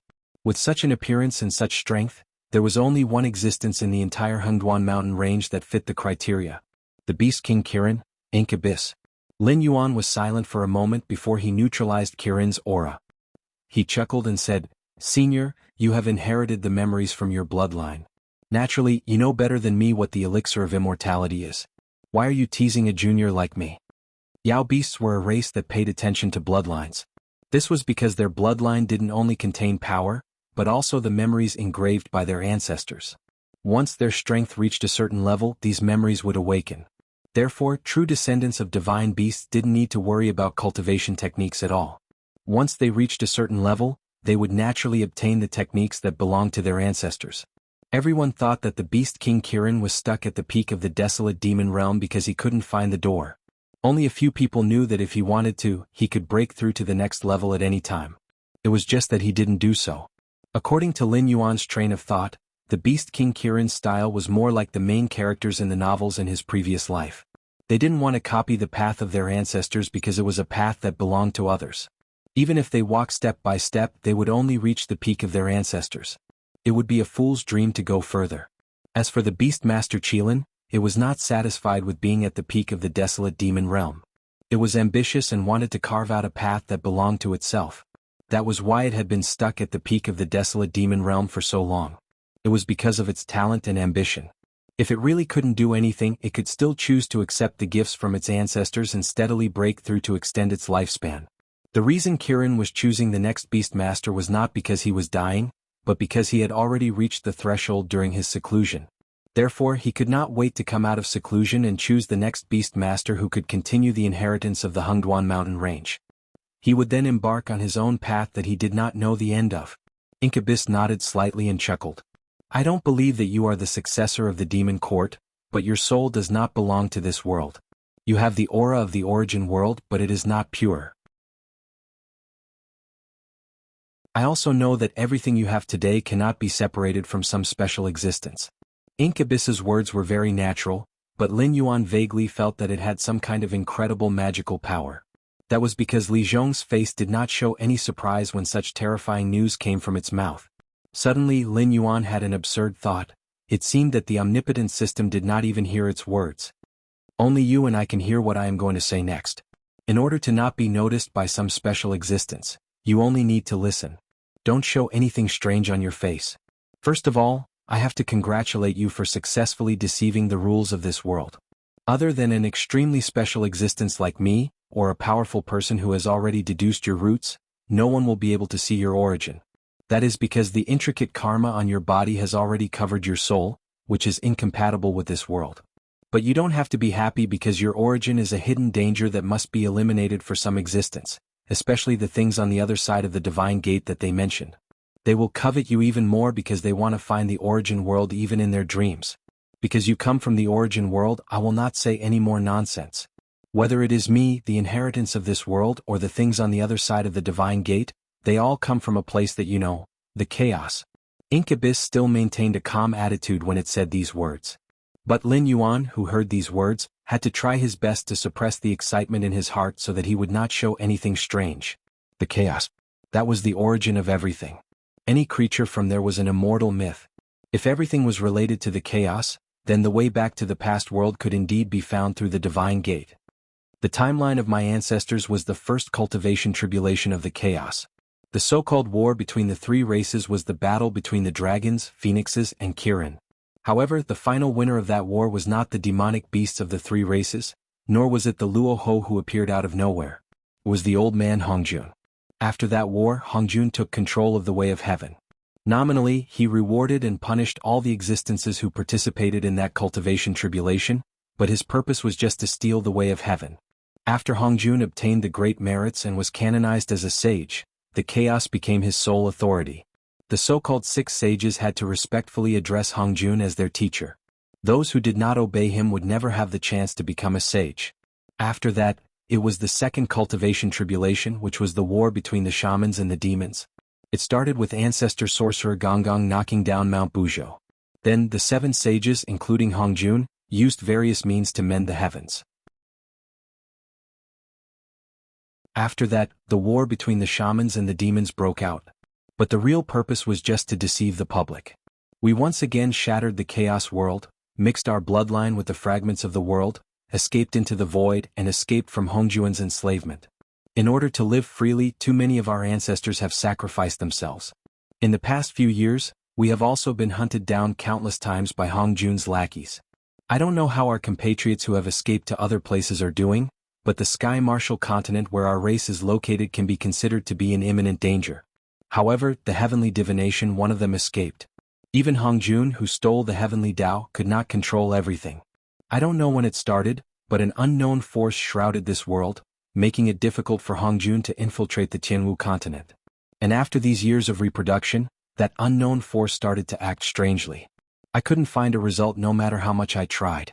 It was until you appeared that I was sure that the force was related to you.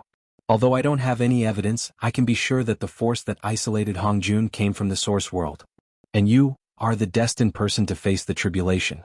Sooner or later, you will return to the chaos world and push Hongjun down from his throne. Incubus's voice still did not reveal any joy or sadness. Lin Yuan looked at Incubus quietly. He wanted to say something several times but stopped himself. There was no other reason. Incubus's words had a huge impact on him. It was as if all the myths he knew had been overturned. But Incubus's words did not seem to be baseless. Because after Hongjun became a sage, the so-called 6 sages had to respectfully address him as teacher.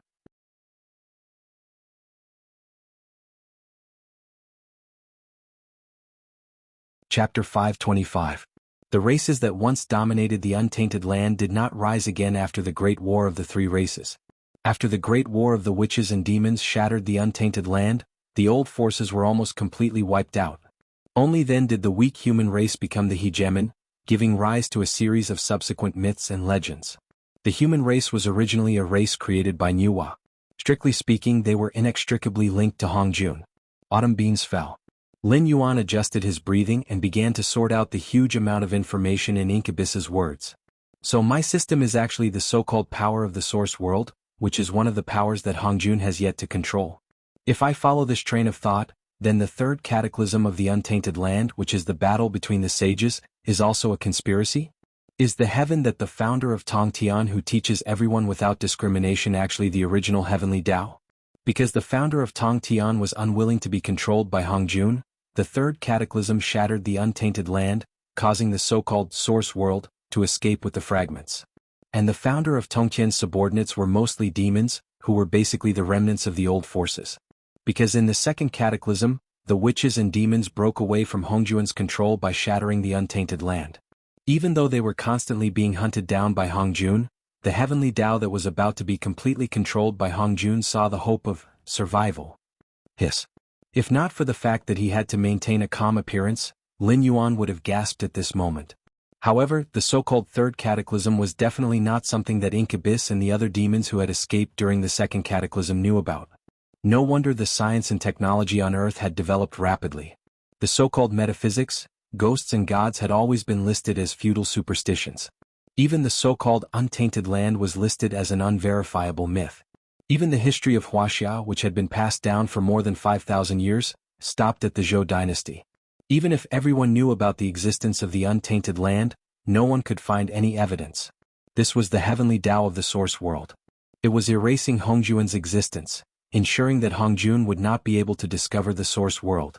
From Lin Yuan's memories of the original world, it seemed that the way of heaven had already done quite well in this aspect. Furthermore, it had even begun to fight against Hongjun and the primordial world.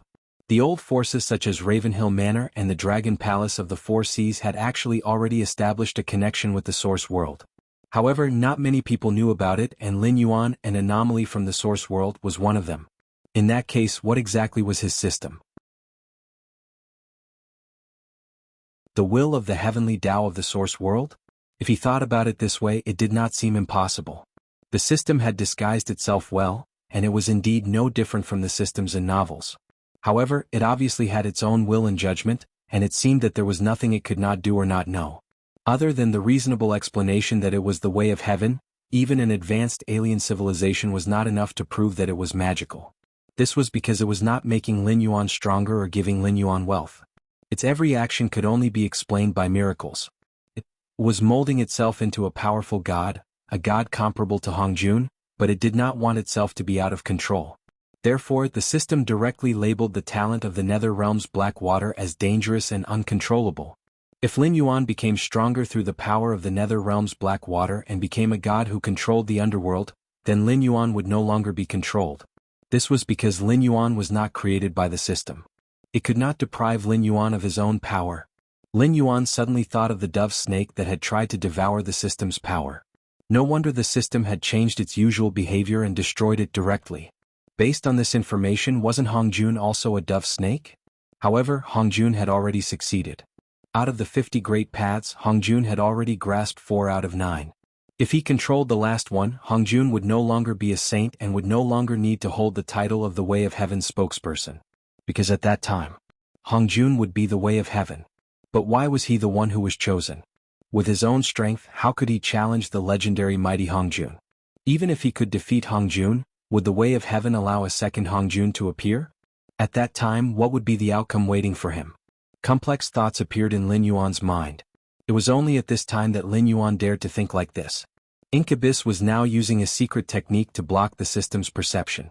If it was under normal circumstances, these thoughts that might be the truth would be enough for the system to directly erase Lin Yuan's existence. It seems that you have thought of a lot. That's right, you are a smart guy. It doesn't matter whether you are intentional or not. In any case, you will get the same information. Incubus still had an emotionless expression as it slowly said, I am not telling you this for benefits. I simply do not wish for a situation like Hongjun's to happen. You, Hongjun, and the Source World. The 3 of you are in a tripartite situation. Only then will there be room for us remnants of the old era to survive. Otherwise, our fates will be extremely miserable. Incubus's thoughts were very dark, but it was very similar to the experiences of its ancestors. Since the beginning of the primordial age, the best time for these old powers was before the war between the 3 races. Whether it was the heavenly Tao that instigated the war or Hongjun who later plucked the peach, they all saw clearly that the only one in this world they could truly trust was themselves. Now the Source World had pushed Lin Yuan to compete with Hongjun. If Lin Yuan could have his own strength, then the 3 parties would form a situation of checks and balances. Only in this situation would they have room to survive. Alright, it has been too long. I should leave. If this continues, it will notice. Incubus lowered its head slightly and said in a low voice, in short, I do not ask you to remember my feelings. However, in my opinion, Hongjun and the Source World have their own plans. You are just like us, a sacrifice. Only if you live can we live. From now on, your every move must be carefully considered. Don't easily fall into a trap. When its voice fell, Lin Yuan only felt his vision blur. When he regained consciousness, Incubus had already disappeared. Only the worried-looking Li Zhong was standing beside him. Lord Dragon King, is what it said true? Li Zhong suddenly asked, causing Lin Yuan to be slightly startled. Could it be that Incubus's secret technique had failed? Did that mean that the system and Li Zhong had heard everything? No, it couldn't be like that. If the system heard these words, there was a 90% chance that the system, which seemed to be the heavenly Tao, would erase his existence. What do you think? Lin Yuan looked at Li Zhong strangely and opened his mouth to swindle him.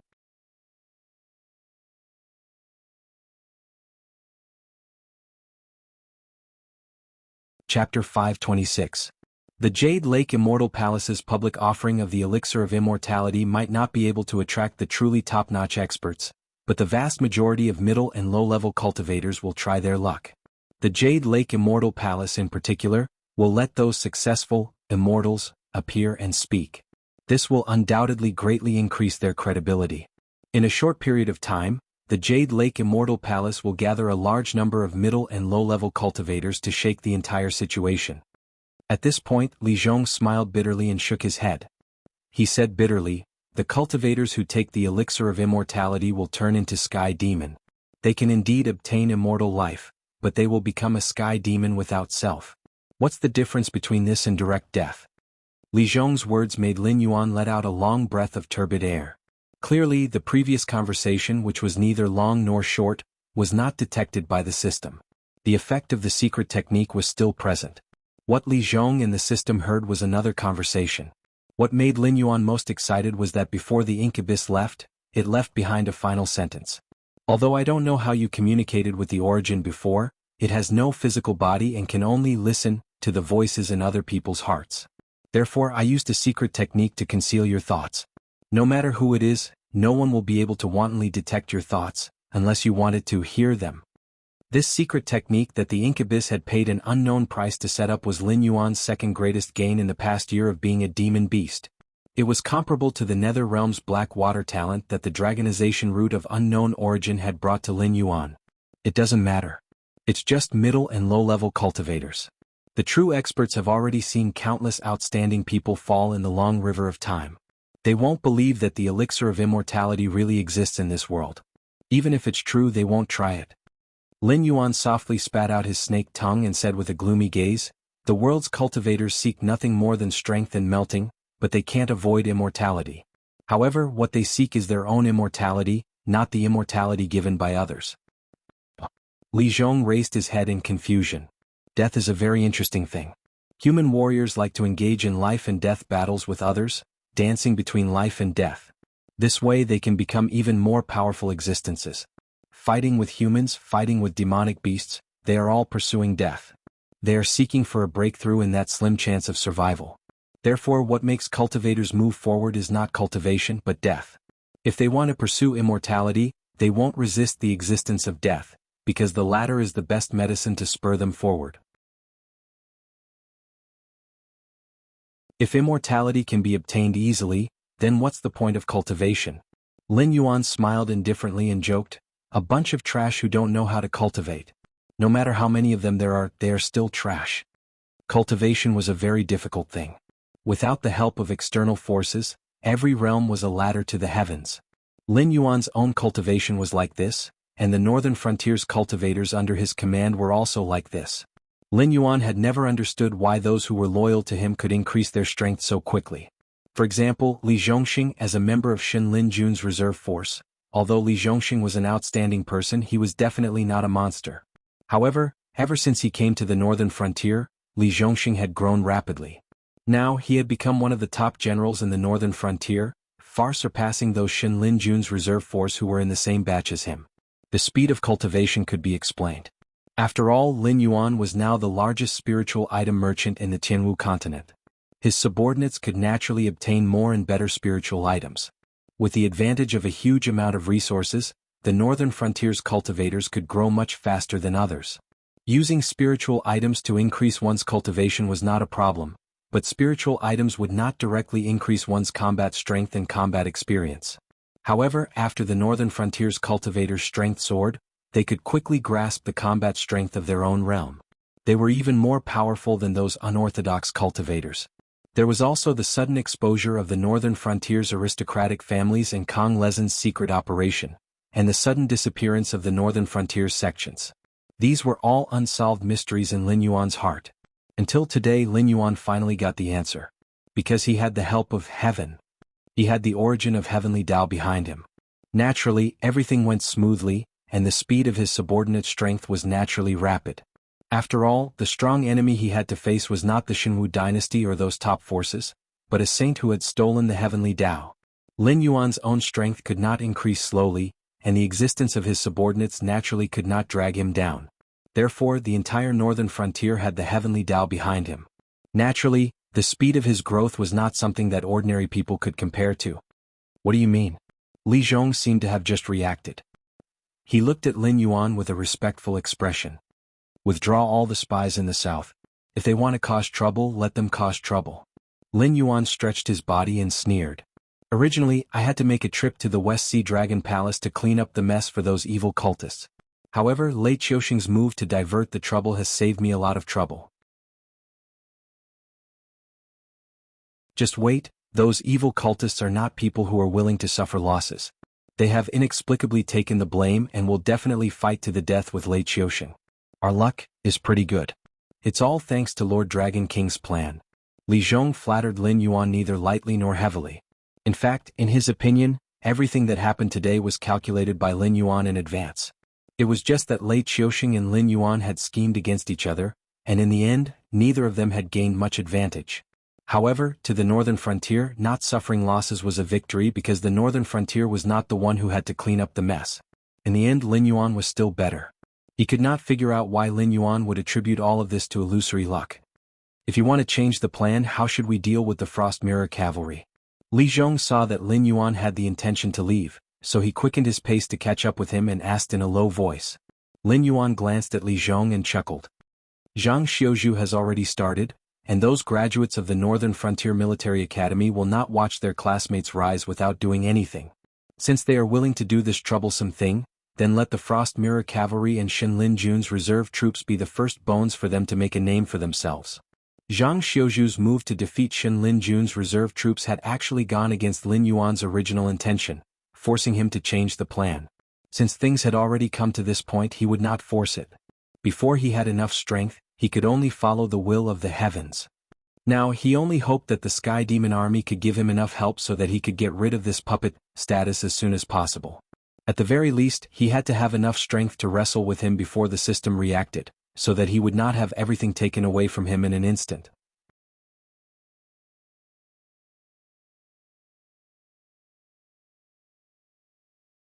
Chapter 527. They're here. Zhang Xiuzhu, who was half squatting on the ground, slowly stood up and tightened his right hand on the handle of his gun. He then growled, "Prepare for battle." Countless footsteps were heard. It was as if the entire ground was trembling under the charge of an unknown number of enemy troops. He knew that he shouldn't have fought this battle. Shenlin Jun's reserve forces had set up ambushes on the road from the defensive line of Donglin City to the Frost Mirror Cavalry camp. There was almost no better situation than this for the entire northern frontier. A few charges and hundreds of lives would have been lost, and they would have been able to return to the defensive line of Donglin City. They would have been able to use the mouths of those Frost Mirror Cavalry generals to direct their hatred to the Shenwu dynasty. However, everyone had their own selfish motives. Zhang Xiuzhu knew very well that this was the biggest opportunity he had so far. As long as he could win this battle, he would be able to make a name for himself. When the punishment from the king's residence at the northern frontier came, he would not be killed no matter what. There were only two possible outcomes. The first would be to lead the army to wipe out the Frost Mirror Cavalry and Shenlin Jun's reserve forces that were spreading throughout the northern territory. The second would be to remove him from the southern expedition and have him form a new army to defend the border. He would have to suffer the consequences of not being able to kill the Shuangjin dynasty. Clang, clang. The elite soldiers behind the fortifications quickly got up and aimed their strange-looking crossbows at the charging enemy troops. They then pulled the trigger. One deadly bolt after another was fired. It took only an instant for nearly 10,000 bolts to take down a large number of enemy troops. As expected, the soldiers from Shenlin Jun's reserve forces removed all identifiable symbols from their bodies and wore only white undergarments. Without armor, there was no way they could have withstood the bolts with just a few layers of cloth in their bodies. Furthermore, the crossbows in their hands were anything but ordinary. Those were repeating crossbows that had been painstakingly researched by the Ministry of Works of the Northern region, capable of firing all 30 bolts stored in the crossbow box within a single second. Even sturdy armor might not have been able to withstand 30 consecutive shots. Even the airborne realm warriors who were shielding their bodies with spiritual chi ended up with blood splattering all over their bodies. However, this kind of crossbow could be said to be a single-use item. Without a special method, it was impossible to remove the crossbow case. Forcibly removing the crossbow case would only cause part of the mechanism to self-destruct, and the entire crossbow would be destroyed. On the fierce battlefield, without enough logistical support, the emptied crossbows could only be thrown aside, waiting to be picked up when the battlefield was cleaned up to see if they could be used again. Zhang Xiuzhu had emptied all the crossbows he had brought with him in the first round of attacks. He did not consider the problem of suppressing the enemy after that. He wanted to deal the greatest blow when the enemy was unprepared. As it turned out, Zhang Xiuzhu's crazy strategy was indeed successful. After a round of firing, at least 800 of the enemy troops at the front were killed on the spot, and the number of those who were crippled and seriously injured was uncountable. Archers, change your equipment. The shooting position must be used again within 5 breaths. Zhang Xiuzhu called out. Then he waved his hand and growled, "Swordsmen and shield bearers, what are you waiting for? Do you have to suffer another round of attacks before you know how to build a second defensive position with shields?" In a team of more than 2,000 people, there was no need for semaphore or heralds. With Zhang Xiuju's cultivation level close to the heaven strength realm, he could make all the soldiers hear his orders with his voice alone. However, Zhang Xiuju's command was not slow. How could the enemy, as the most elite soldiers of the Shenwu dynasty, be easy to deal with? Almost at the same time Zhang Xiuju opened his mouth, a black rain of arrows shot out from the dense forest. Moreover, this attack was an indiscriminate attack. Not only did Zhang Xiuju and the others' defensive position, but even the wounded soldiers lying on the ground outside were also enveloped by this rain of arrows. Between soldiers, relationships were very important.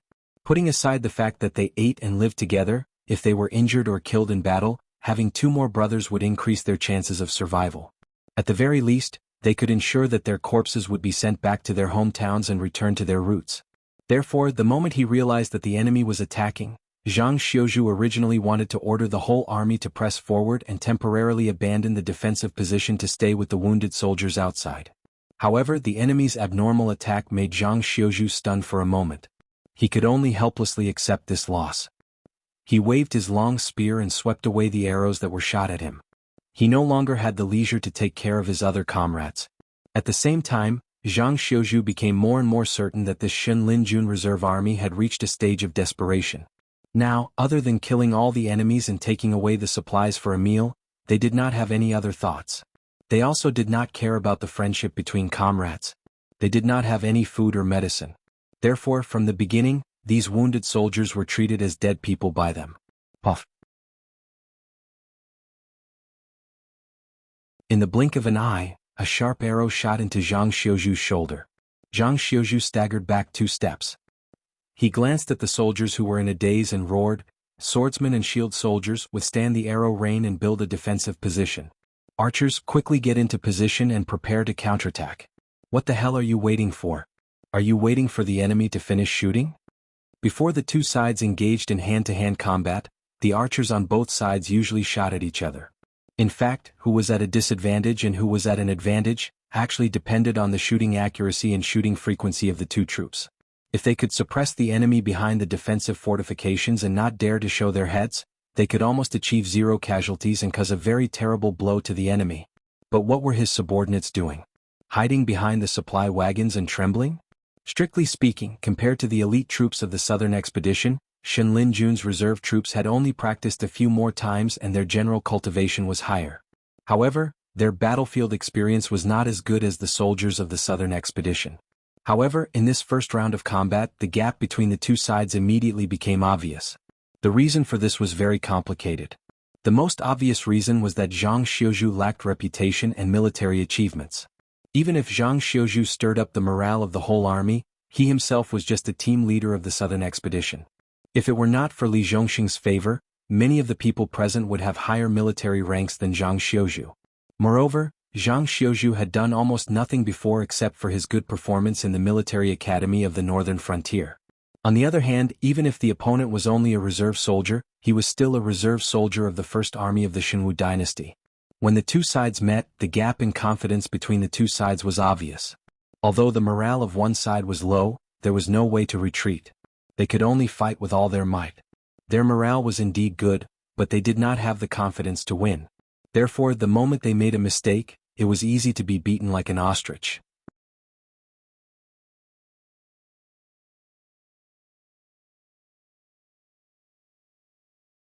Chapter 528. A pair of sharp eagle eyes lit up. Xiao En quietly watched the battlefield 3 kilometers away, the corners of his mouth slightly raised.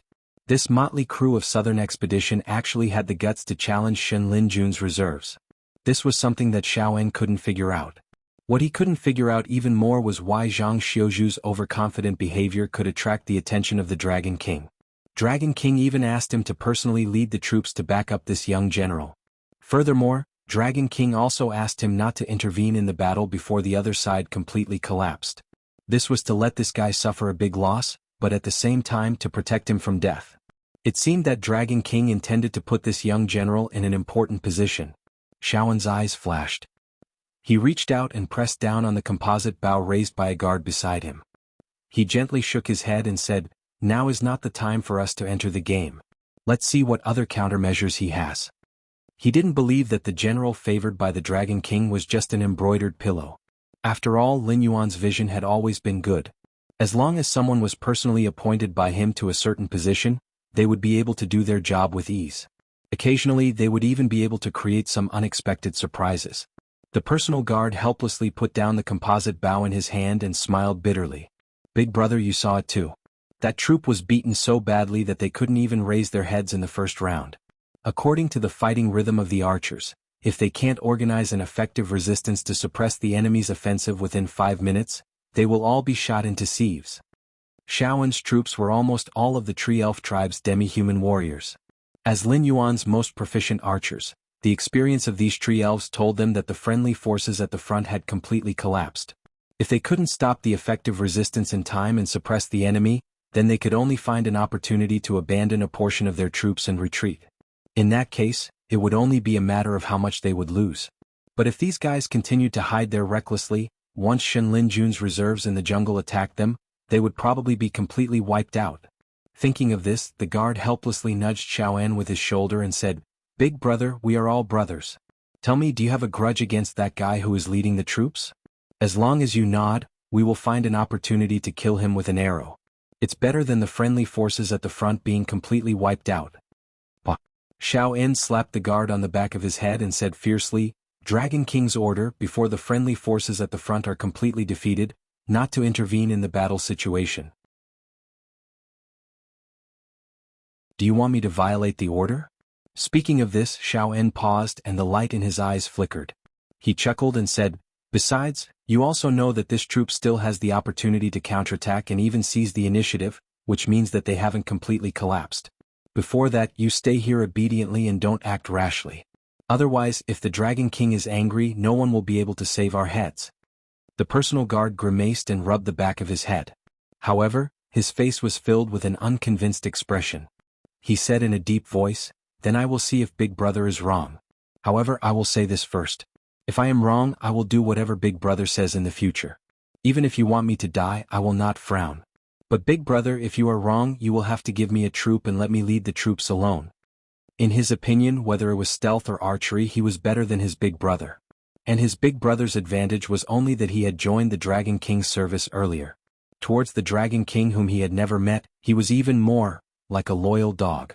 He had no doubt that if the Dragon King wanted his big brother to die, his big brother would not even frown. Even the general in front of him who was beaten to the point of being unable to fight back had a better future than his big brother in his eyes. After all, the northern frontier was surging like a storm. In such a situation, only wild wolves could have a bright future. And a loyal dog like his big brother who only knew how to wag its tail and beg for mercy, other than getting some leftovers, would sooner or later be eaten by the wolves. Xiaoan was silent for a moment. His complicated gaze lingered on the guard for a moment before he nodded gently. He was clear about his younger brother's thoughts, but he was even more clear about the Dragon King's temperament. Obediently following the Dragon King, as long as the Dragon King gave him something and did not fight for what he wanted, he could live for a long time and protect the legacy of his bloodline. As for those who disobeyed the Dragon King, even if they could be put in an important position for a while, in the end, they would only end up in a situation where the cunning rabbit was killed and the lackey cooked. He was different from his younger brother, or it could be said that he was different now. Xiaoan, who had been captured and enslaved by the humans in the early years, had lost most of his wild nature. Xiaoan valued the survival of the entire Tree Elf tribe more than his own future, so he was willing to be a loyal dog.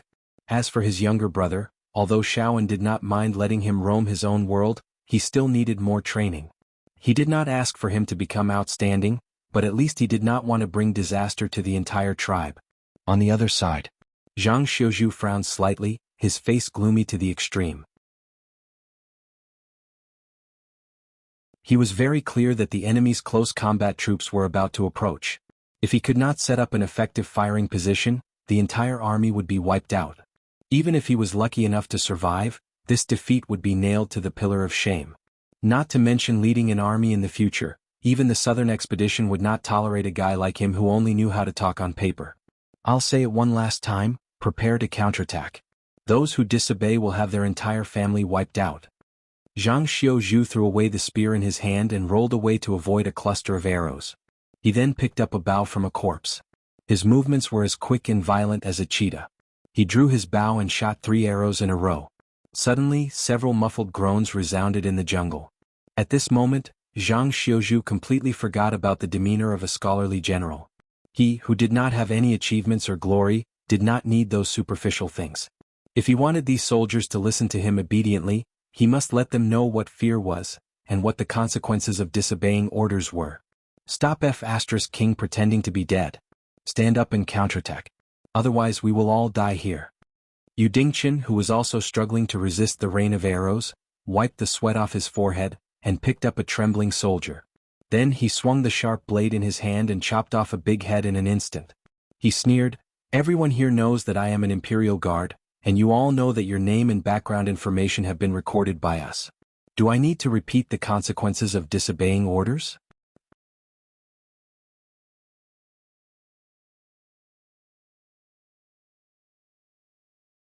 Chapter 529. Yu Dingchen did not come from a military background, so he was unfamiliar with how to boost morale. He did not know what to do next. However, as the Jianghu of the Imperial Guards, Yu Dingchen's mentality resonated with Zhang Xiuzhu's to a certain extent. Furthermore, he knew that if the situation continued to deteriorate, all of them would die. As such, he immediately cheered himself up and began to supervise Zhang Xiuzhu. There was no need to mention the status of the Imperial Guards and the Demon Emperor's Association in the northern frontier. They were ruthless people who could kill an entire family with a single thought. Furthermore, the more they went against such organizations, the more dirt they would dig out, and the more gruesome their deaths would be. More people would be implicated. Now that Li Zhongxing's favorite student had gone all out and the Imperial Guards were helping him, the ostrich-like soldiers could no longer keep up the act. They began to tremble and began to follow Zhang Xiuzhu's orders to build a defensive line and prepare for a counterattack. Coupled with the experts who came out with Zhang Xiuzhu and the Knight General Frost, who had his wounds treated, they were able to rebuild the defensive line in just a few minutes. The two armies began to shoot at each other, fighting for the initiative. While Xun Lin Jun's reserve troops had excellent shooting skills, the Southern Expedition's troops were well equipped. After seeing that their enemies were either killed or injured by their arrows, the morale of the Southern Expedition's troops was greatly boosted. They were able to suppress the reserve troops of the Southern Expedition in the jungle. After all, fighting was a physical activity, especially in such a life-and-death battle. If one had 10% of their strength, they would not dare to use only 90%. As such, the rhythm of shooting at each other only lasted for about 10 minutes. Even the airborne realm soldiers were sweating profusely and panting as they sat on the ground. They no longer had the strength to draw their bows and knock their arrows. This was the time it took for the Southern Expedition soldiers to take turns to shoot at the enemy. Therefore, at this moment almost 80% of the soldiers had completely lost their strength. Even if the enemy rushed in front of them, they did not have the ability to stand up and fight. As for the Xun Lin Jun reserves in the forest, they had not eaten properly for several days, so they did not have much physical strength left. How could they withstand this level of consumption? In this short 10 minutes, the first 3 minutes were still shooting at each other, but in the next 7 minutes, it was almost like the Southern Expedition was crazily shooting arrows into the forest. There was no sound for a long time. Zhang Xiuzhu was silent for a moment before he silently pulled out the arrow from his shoulder. He called for a medic to treat his wound. Feeling the burning pain in his shoulder, he grimaced and roared, "Brothers, do you see this? You guys aren't any worse than those scum. As long as you dare to fight with them, you will realize that dregs will always be dregs and we are fierce tigers." All the soldiers looked at Zhang Xiuzhu in a daze. No one cheered and no one echoed. It wasn't just because they didn't have the strength. It was also because Zhang Xiuzhu's decision was to use the lives of their entire families to threaten them into going to war. After all, only one of them would die in battle, and there would even be pensions for their families. However, once this military order was carried out by the Imperial Guards, the three tribes who feared war would no longer be just empty words. No one would like such a general, even if he led them to a battle that they could not win. No one would think about whether they were wrong because this was the deep-rooted bad habit of human beings. Medic, come forward and treat the wounds of our brothers. The rest of you prepare to eat, then rest and recover your strength. Those who still have strength, come with me to see if there are any wounded soldiers who are still alive. Behead them and let them know the consequences of being our enemy. After the voice fell, Zhang Xiuzhu picked up his long spear again and stepped out of the camp. Although he had long been mentally prepared, he still felt a big difference when he was suddenly treated coldly by his own soldiers. Yu Dingchen sighed softly and quickly caught up with Zhang Xiuzhu.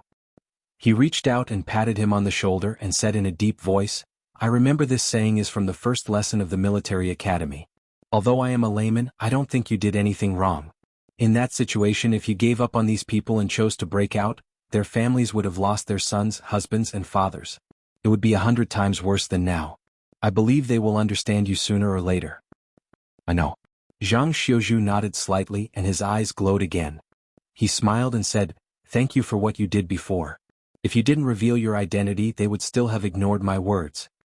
He had long known what it meant to be merciful, not to say that all generals were cruel and bloodthirsty, but a cruel fact that all leaders had to accept. If you didn't have enough strength, background, and reputation to convince your soldiers that as long as they strictly followed your orders, they would be able to obtain the final victory, then, no matter how well you planned and how well you prepared, as long as the enemy found a flaw in your plan, the morale of your soldiers would drop, and they would become lambs waiting to be slaughtered. Those famous generals who could devise strategies and determine victory from thousands of miles away did indeed exist. However, they had earned their fame through countless battles. As the soul of an army, they only needed to tell their subordinates that victory was inevitable. Even if all the soldiers on the front lines were killed, the soldiers behind them would think that it was a necessary sacrifice before victory. Then they would continue to charge forward and fight. The situation is settled. The light in Shaoan's eyes slowly faded, and his eyes returned to their original state. He smiled at the guard beside him. The guard waved his hand in annoyance, but he didn't say anything unpleasant. He didn't understand how the army that had been beaten by the enemy a moment ago, and didn't even dare to fight back, suddenly became fierce and defeated the enemy in the dense forest. "Pa, pa." Shaoan reached out and patted the guard's shoulder. He smiled and said, "I will continue to lead people here to clean up the enemy. You lead the cavalry and quickly bypass here. Go to the barracks at the other end of the dense forest and pass down the order. Let them launch a general attack. Be sure to kill all the Frost Mirror cavalry in the camp before sunrise tomorrow. In addition, remember to let them put on Xin Lin Jun's reserve armor for the fallen brothers." He paused and then slowly said, "I know you look down on me and I'm too lazy to argue with you. I also know you want the opportunity to lead the army alone, and I can give it to you. But I hope you will use your brain more, and think about the consequences before you make a decision. Even if you don't think for yourself, you have to think for the people in the tribe, for your father, for your brothers and sisters."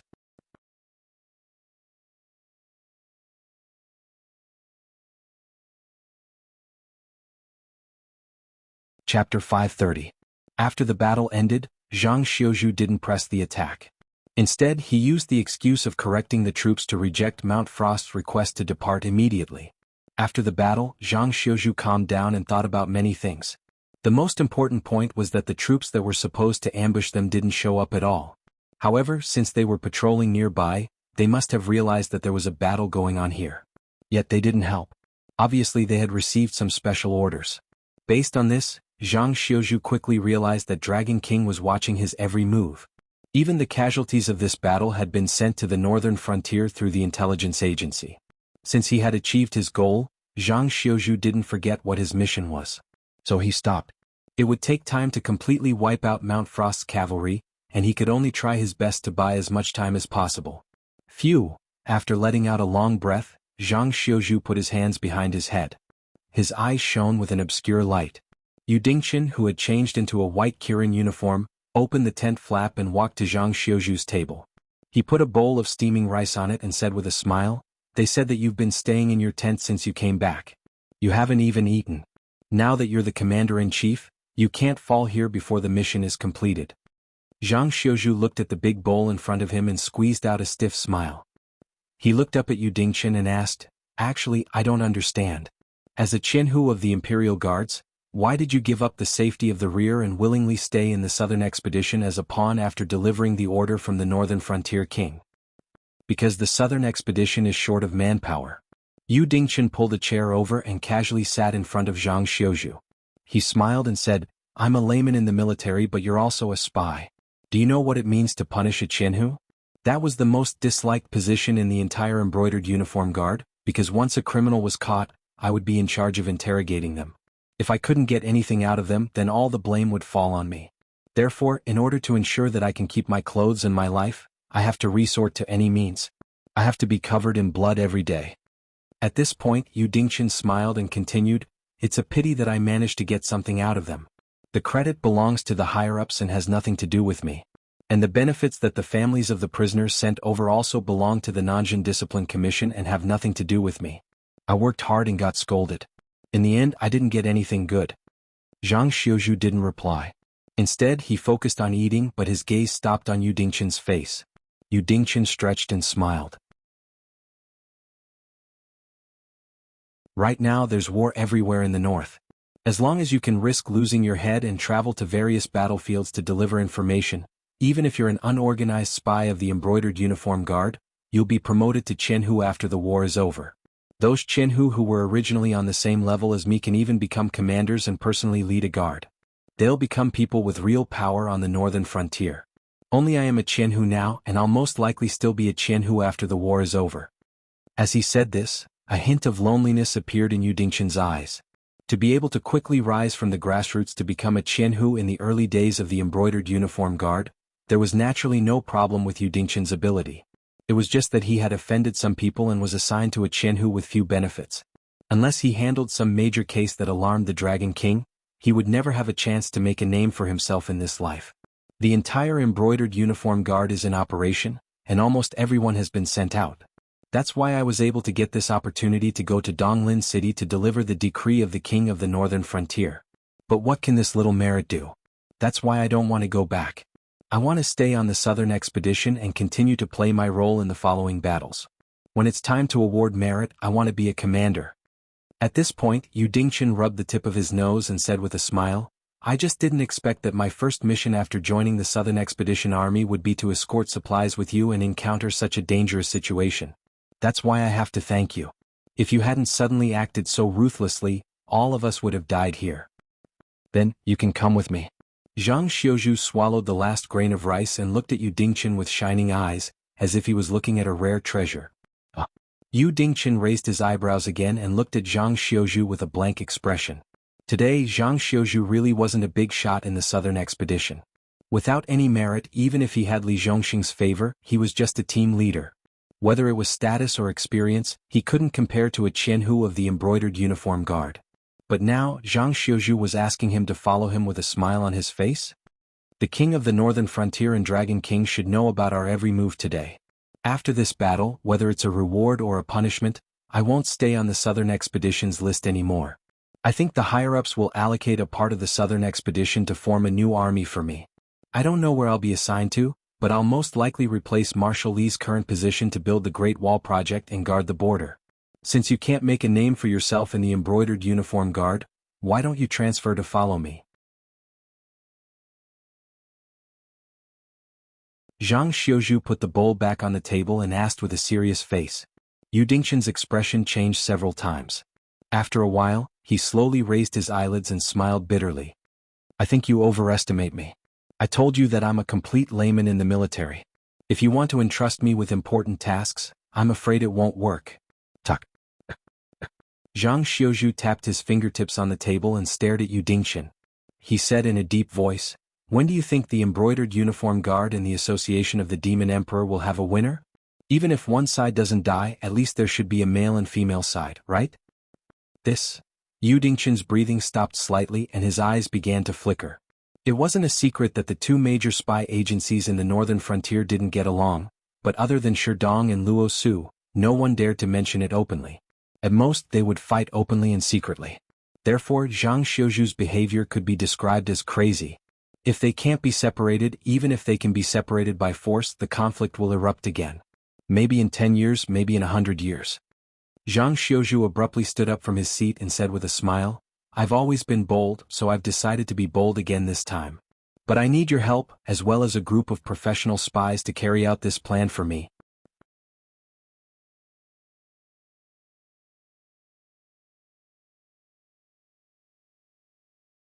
Chapter 531.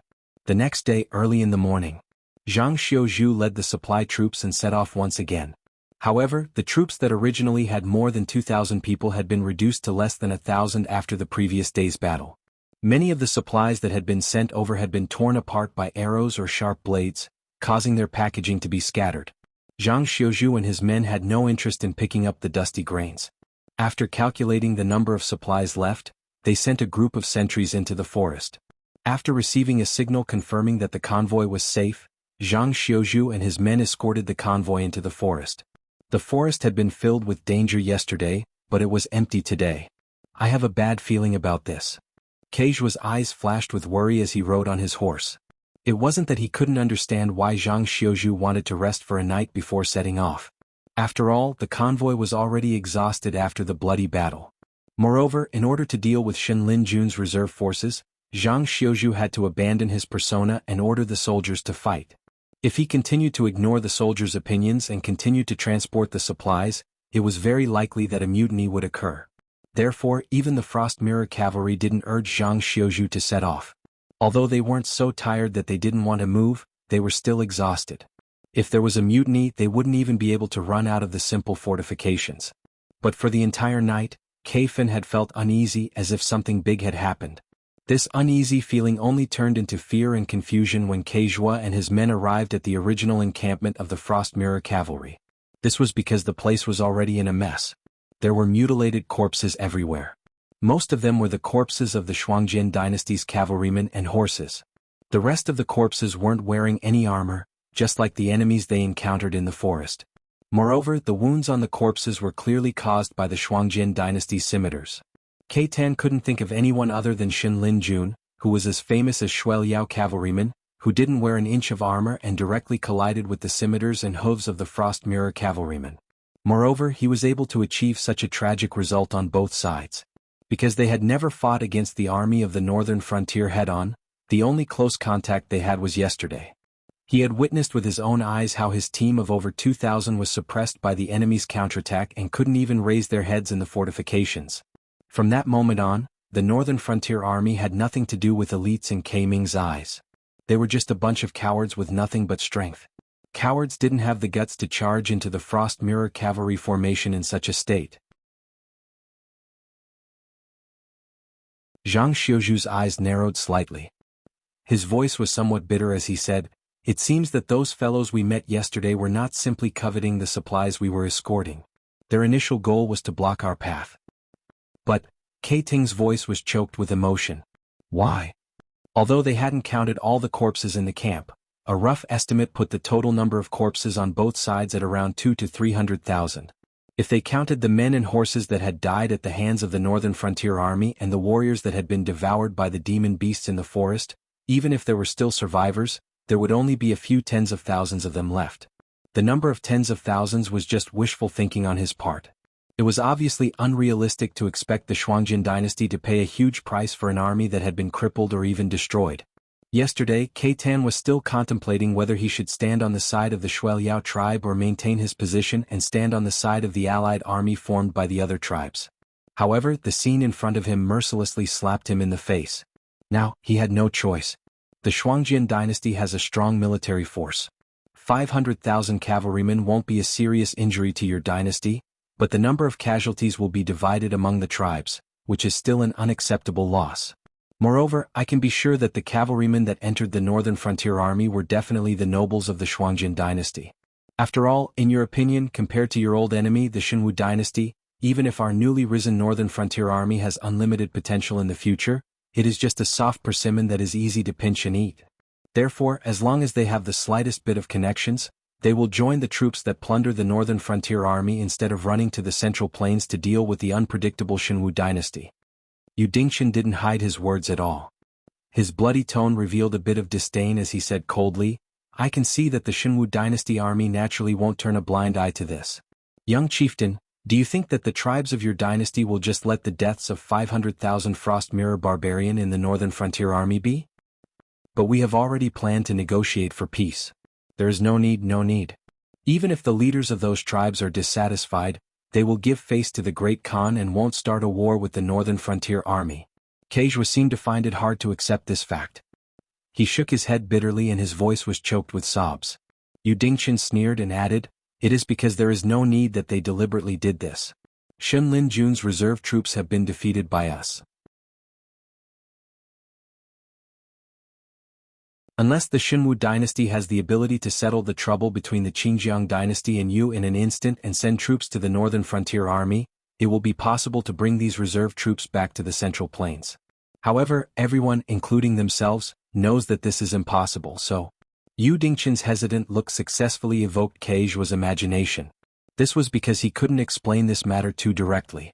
Otherwise, Keiju would think that the Northern Frontier Army was trying to frame the Xinwu dynasty. However, he couldn't directly say it, but Yu Dingqin could lead Keiju's thoughts in that direction through hints. These Xinlin Jun's reserve troops didn't believe that they had a way to survive. Therefore, the moment they lost Wei River City, they had already become the undead of the Xinwu dynasty. Although they weren't as miserable as the remnants of the Jiao clan in name, they were actually worse off. At least the remnants of the Jiao clan could still struggle on the line between life and death, but they didn't have the slightest bit of hope. Therefore, under such circumstances, they would do something even crazier than the remnants of the Jiao clan. For example, they would drag the 500,000 Frost Mirror cavalry down with them. Keiju was right. If both sides insisted on negotiating for peace, then this kind of action would be meaningless. However, the Frost Mirror Khan was already old and frail, and no longer had the heroic spirit he once had. Although he sat firmly on the throne of the Great Khan, everyone could see that the other tribes on the grasslands were eyeing the Bloodsil tribe covetously. Once that lion died, the entire Bloodsil tribe would be eaten up.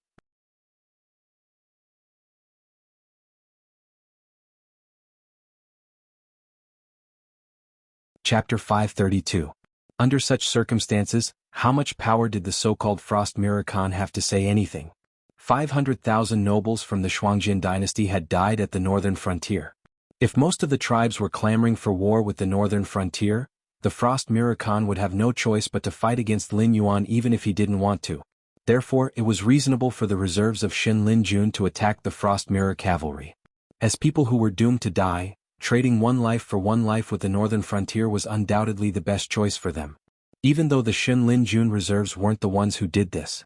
Even though Zhang Xiuzhu and Yu Dingqin were both under the watch of Kei Yan and the others.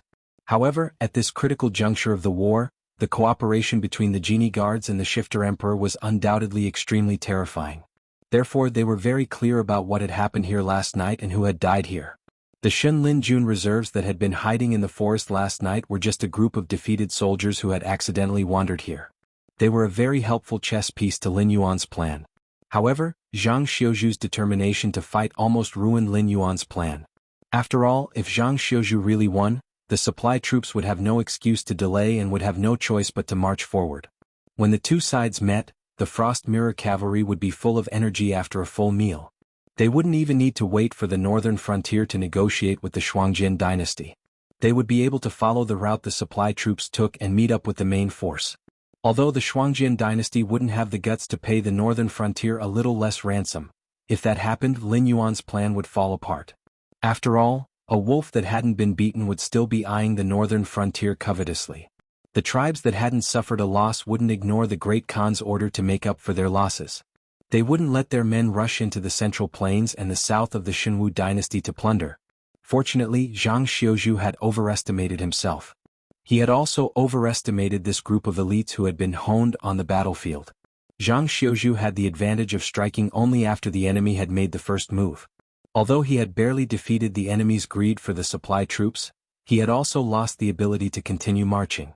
Because Kei Teng had personally experienced that battle, he knew that the performance during the battle was not something that could be achieved by putting on a show. Although the enemy in the forest did not reveal their identity, they had jumped straight to the point that they were werewolves. This was because in the north, there was only one army that dared to intercept the supply troops of the northern frontier and had sufficient combat power. The Frost Mirror cavalry that were restricted by the terrain could only defend the plains. They did not dare to enter the forest to fight. Therefore, a great path of survival was right beside them. They did not have the courage to explore it. They could only hide in the camp and wait for a slow death. Therefore, at this point in the show, as long as the defeated army was not captured alive by Kei Teng and his men, the Xin Lin Jun reserves would be like yellow mud falling into their pants. Even if it wasn't sh*t, it would still be sh*t. There was no need for Yu Dingqin and Zhang Xiuzhu to guide them. No matter what happened next, Kei Teng would lock the identity of the enemy as the Xin Lin Jun reserves. This was why the current scene was happening. At this moment, Kei Teng, who had been forced into a dead end, had a gloomy expression on his face. He directly placed his hatred on the Xin Lin Jun reserves. This was not because Zhang Xiuju's plan was good. It was because the enemy had given him a godly assist. It was as if the heavens were helping him. As for the survivors? That was even more impossible. Because the Shenlin Jun reserves in the forest were not withdrawn at all. Last night, Xiao En and his tree elf guards sneaked into the camp and slit their throats with short knives. Not to mention leaving behind corpses, they even cleaned up the blood stains.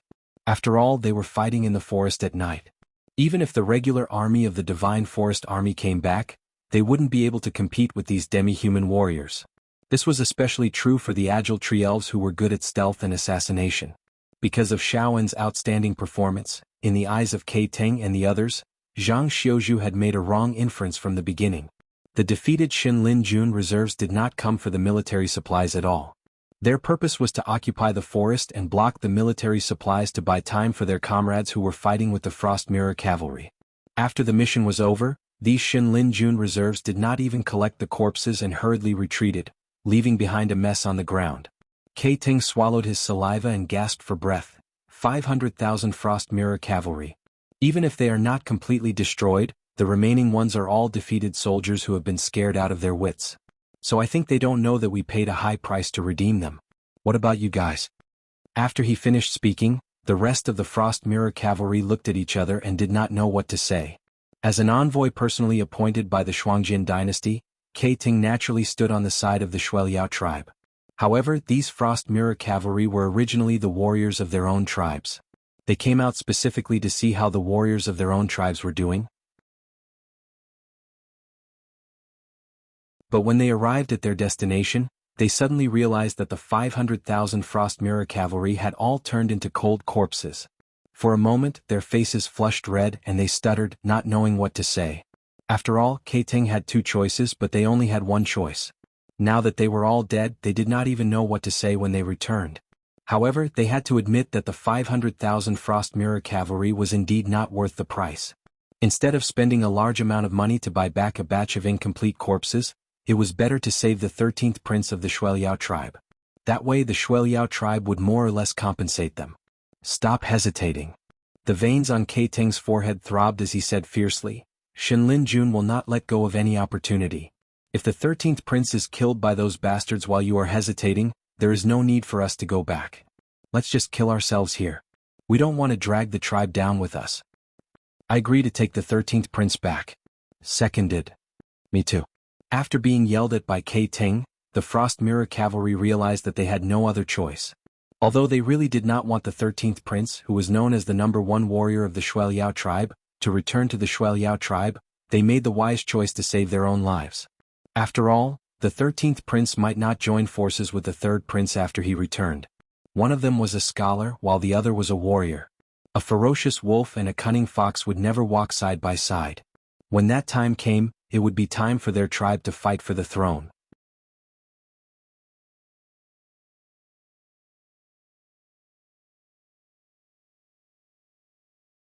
Chapter 533. 10 minutes later. Shunning City, Northern Frontier Prince's Mansion. Li Zhong was flipping through a piece of paper that didn't have many words written on it. He gritted his teeth and felt a buzzing sound in his head. Because of the two outstanding Secret Service organizations, the Embroidered Uniform Guards and the Association of the Demon Emperor, although the flames of war had ignited in the entire northern territory, it didn't affect the efficiency of receiving intelligence from the rear at all. From the moment Zhang Xiuju wanted to arm wrestle with Shenlin Jun's reserve, every move on the field didn't escape Li Zhong's eyes. But intelligence was intelligence. The letter in Li Zhong's hand was personally delivered by Zhang Xiuju. The content was very simple and very bold. Because Zhang Xiuju wanted to establish the 3rd Secret Service organization in the northern frontier, the Military Intelligence Division, whose full name was the Military Intelligence Analysis Division. The Embroidered Uniform Guards had a very special position in the northern frontier. Because other than Luo Su, all the members of the Embroidered Uniform Guards were from the Association of the Demon Emperor. They were a secret service organization that was trained by Lin Yuan himself. Since they officially left the Association of the Demon Emperor, they carried the halo of personally appointed by the Dragon King. So in the eyes of the local government, they were an existence that had to be opened wide. Even the lowest level of Embroidered Uniform Guard Secret Service agent had to be respectful to the local government. because disrespecting them was equivalent to disrespecting the Dragon King. But not everyone would give face to the embroidered uniform guards. For example, some of the Demon Emperor's guild with similar authority didn't like the embroidered uniform guards. After all, the members of the embroidered uniform guards were all from the association of the Demon Emperor. Many of the Baihu and Qianhu who had real power in the association of the Demon Emperor were at the same level as the younger brothers. They had to smile and call everyone Big Brother when they saw them. With the sudden rise of the embroidered uniform guards, these younger brothers also became important figures in the northern frontier. This made the Demon Emperor's guild feel like their rice bowl was stolen. This was the reason why the two sides didn't deal with each other from the beginning. Furthermore, the stronger the embroidered uniform guards were, the weaker the Shifter Emperor's assembly's method of obtaining information would be. In the later stages, the Shifter Emperor's assembly would no longer have anything to do with the Shifter Emperor's assembly. Therefore, whether it was for power or profit, the association of Shifter Emperors and the embroidered uniform guards were like fire and water. The embroidered uniform guards had a halo, but so did the Shifter Emperors Association. After all, it was a faction personally supported by Lin Yuan. The Shifter Emperors Association had quite a bit of influence in the entire northern frontier. Even the local tyrants in the gray areas had to depend on the Shifter Emperors Association if they wanted to earn some money. It wasn't difficult for the local government to do something well, but to do it efficiently, they had to use the influence of these local tyrants. After all, in the special appointment system of officials in the northern frontier, there had always been flowing officials and officials made of iron. These officials with salaries and ranks were far inferior to the local government. If they weren't the local tyrants, they were the local tyrants' protection. Most of the time, they had more influence in the local government than their official counterparts. This was because they represented the Shifter Emperors Association. This was an unavoidable situation. After all, the term of an official wasn't long. It was obviously unrealistic to expect a new group of officials to govern the local government in an orderly manner from scratch. They could only rely on the officials to wisely manage their relationships with the local officials. Only by cooperating with both sides could the local government unleash the greatest power of the local government. Therefore, the Shifter Emperors Association, which wasn't considered an official faction, had the right to speak in the local government. This was why they had the confidence to compete with the embroidered uniform guards to see who was the leader of the Northern Frontier Special Forces. In name, the embroidered uniform guards could trample on the Shifter Emperors Association. However, if the two sides completely fell out, the Shifter Emperors Association could instantly shut down most of the embroidered uniform guards' offices in the Northern Frontier. However, the embroidered uniform guards and the Northern Frontier's royal residents would have to settle the bloody accounts afterwards. However, whether it was the embroidered uniform guards or the Shifter Emperors Association, they obviously had nothing to do with the military system. Although according to the rules, the embroidered uniform guards could fill in the positions of the military officers. However, at the level of the embroidered uniform guards, they could easily get rich. If there were vacancies in the positions of the military officers who hadn't reached a certain level, the embroidered uniform guards wouldn't easily use their privileges. After all, Yudingshan was an exception. After all, being given priority to fill in the positions and having to fill in the positions were two different things. The privileges of the embroidered uniform guards only allowed them to compare with officers from ordinary backgrounds when they were promoted.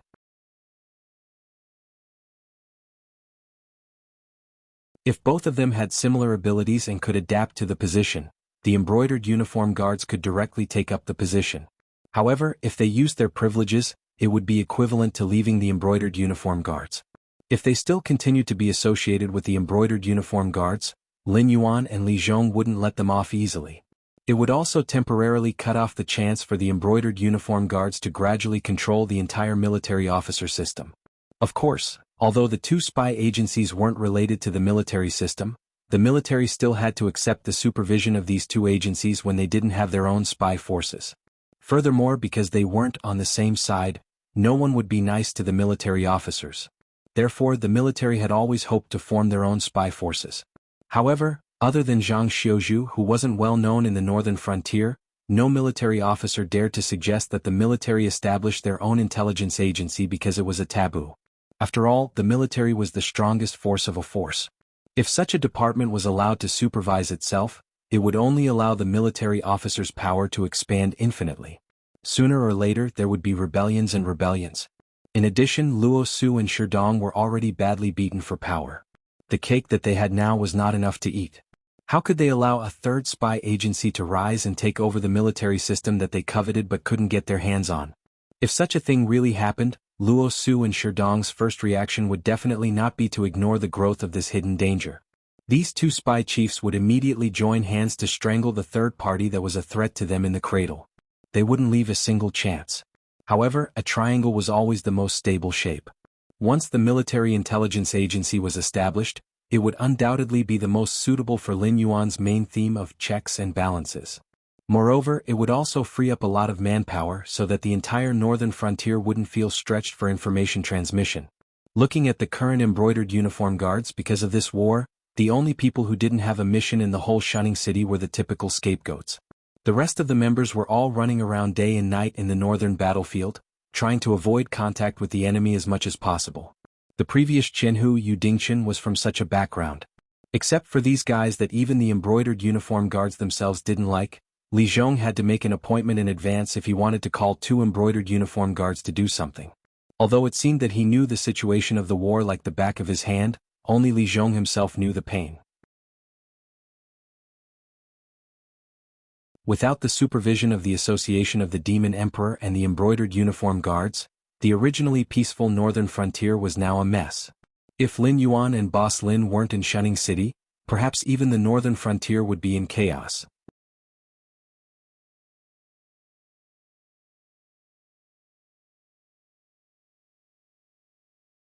Chapter 534. It's a good idea, but it's a pity that it's too ambitious. Lin Yuan, who already knew the contents of the letter, sighed faintly and smiled. Actually, according to the original rhythm, Luo Su and Sherdong would definitely have a big battle. At that time, even a big shot like you wouldn't be able to avoid it, let alone other forces. The army wants to establish their own spy agency, not to seize power but more to protect themselves.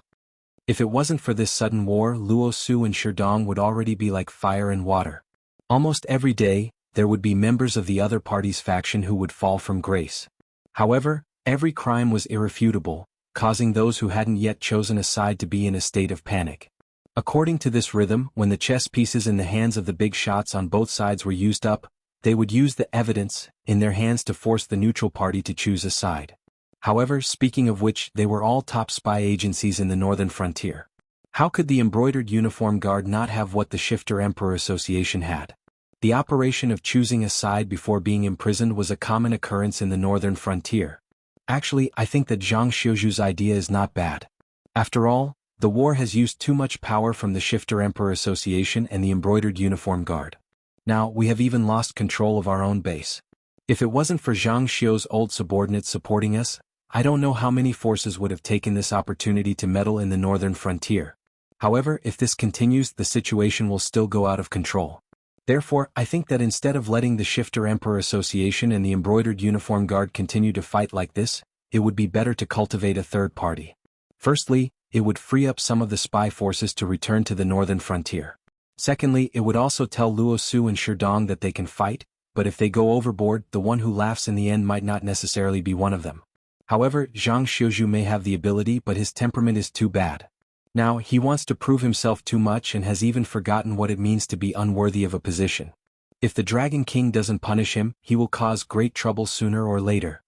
Li Zhong rubbed his chin and said solemnly, "Therefore, I believe that even if we want to nurture a third party, this power should not fall into the hands of Zhang Xiuju." According to what Lin Yuan had said in his previous life, Li Zhong should be a Virgo. He strives for perfection in everything and cannot tolerate the slightest flaw. Li Zhong had planned the battle plan against the entire Shuangjin dynasty a long time ago, and it had been carried out smoothly until the appearance of Zhang Xiuju.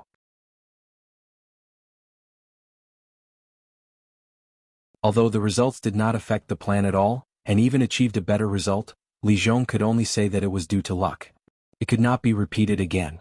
If Zhang Xiuju's sudden change continued to happen, Li Zhong would be suspicious of all his plans.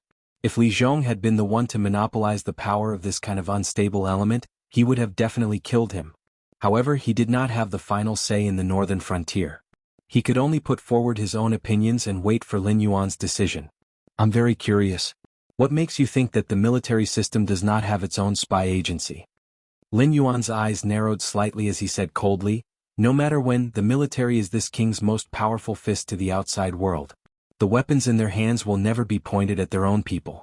What bullsh *T military intelligence department? There is no need for it to exist. In the end, the original intention of this force was to deal with their own people. Zhang Xiuzhu also saw that you wanted a third party to appear, and that I would not make a move against him before I squeezed out all his value." He grasped this mentality and wanted to become an influential official in the northern frontier. Yes, the Dragon King is wise. Li Zhong trembled as he lowered his head, his face full of resentment. Zhang Xiuzhu's ambition was indeed a little inflated. To put it nicely, he was arrogant because of his talent. It was as if the northern frontier could not move without him. Therefore, no matter who it was, he could make changes at the last minute. All of his actions were to make himself famous and then become an influential figure in the northern frontier. He could even stand shoulder to shoulder with first-rate existences like Li Zhongxing, Zhang Qilin, and Gao Buzhen. However, his little calculations naturally could not escape the eyes of Lin Yuan and Li Zhong. After all, he was a student who had just graduated not long ago. No matter how intelligent he was only an armchair strategist. Compared to existences like Li Zhong and Lin Yuan who had experienced great storms and waves, he was not just a little bit different. However, on this matter, Zhang Xiuzhu grasped Li Zhong's mentality perfectly. Because Li Zhong really did want to set up a third-party spy organization to check and balance Sherdong and Luo Su, he would also have the intention to kill Zhang Xiuzhu, this ambitious existence. Whether it was Li Zhongxing who admired him or Lin Yuan who made the best use of him, neither of them would watch Li Zhong extinguish this future general. This feeling of being calculated inexplicably made Li Zhong feel annoyed. After a while, he suddenly raised his head and stared at Lin Yuan with his eyes wide open. The military system had its own spy organization. Why did he, the king of the northern frontier, not know about it at all?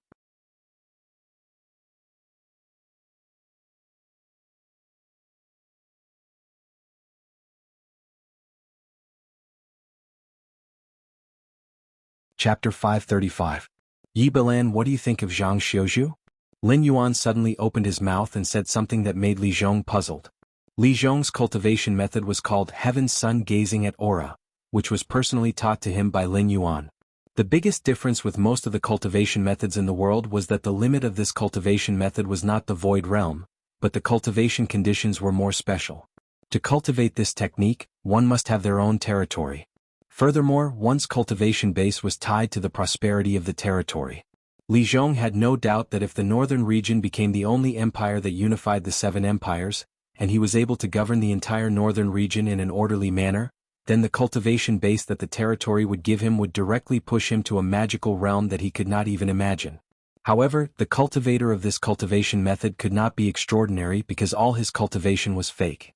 For example, if the northern frontier unified the seven dynasties, but all the creatures under his rule died, his cultivation would instantly fall to the level of an ordinary person. Even if there was a natural disaster or man-made disaster somewhere, he would be seriously injured and his cultivation would fall. Now the northern frontier had taken over the whole northern territory, and Li Zhong's cultivation had broken through the threshold of the Heaven Gang realm. Although he had not fought with others, but based on the feeling that the strong people in the northern frontier brought to him, all the cultivators who were weaker than Winesword Mystery could not bring any threat to him. After all, Winesword Mystery was at the peak of the Heaven Gang realm, and he had killed the existence of the late stage of Heaven Gang realm. In addition to the particularity of this cultivation method, Li Zhong's perception of the environment was extremely sharp. Even Luo Su and Sherdong, who were the heads of the secret service who specialized in the cultivation method given by Lin Yuan, could not hide under his eyes. At present, the only one who could do this was the abandoned disciple of the Voidwalker, Xia Xiu. With the talent of shadow affinity, he could blend into the shadow at any time to avoid Li Zhong's perception. He is a good seedling. All of a sudden, an unfamiliar voice sounded.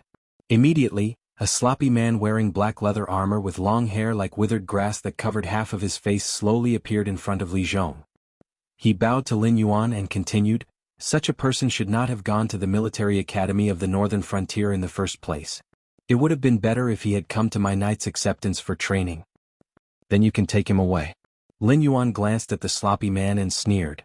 "Since he wants to control the spy system of the army, this king will give him the chance. As for whether he has the ability or not, that is between you and him." Unremitting Night had been stationed on the Frost Mirror Plains ever since it was established. Their greatest enemy had never been the northern rebels, and they didn't even have to do anything when the situation in the north changed. Their eyes had always been fixed on the Frost Mirror dynasty, and even the Great Wall project had been conceived by Yi Bilan, the current division chief of Unremitting Night. Once the Great Wall was completed, Night would set up more outposts on the Frost Plain and train their own cavalry.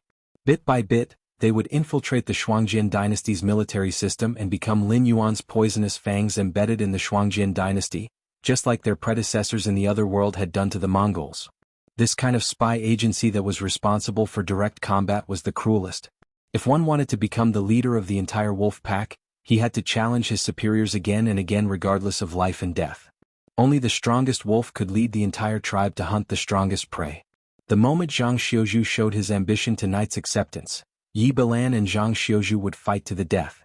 Of course, before that he had to grow from a wolf cub, and then to an adult wolf, with his own codename. Only then would he be qualified to challenge Yi Bilan. Yi Bilan nodded and stepped back, disappearing from Li Zhong's sight again. Deploy well. The Xinwu dynasty is coming. Remember, we can't lose this war. Neither I nor the northern frontier can afford to lose.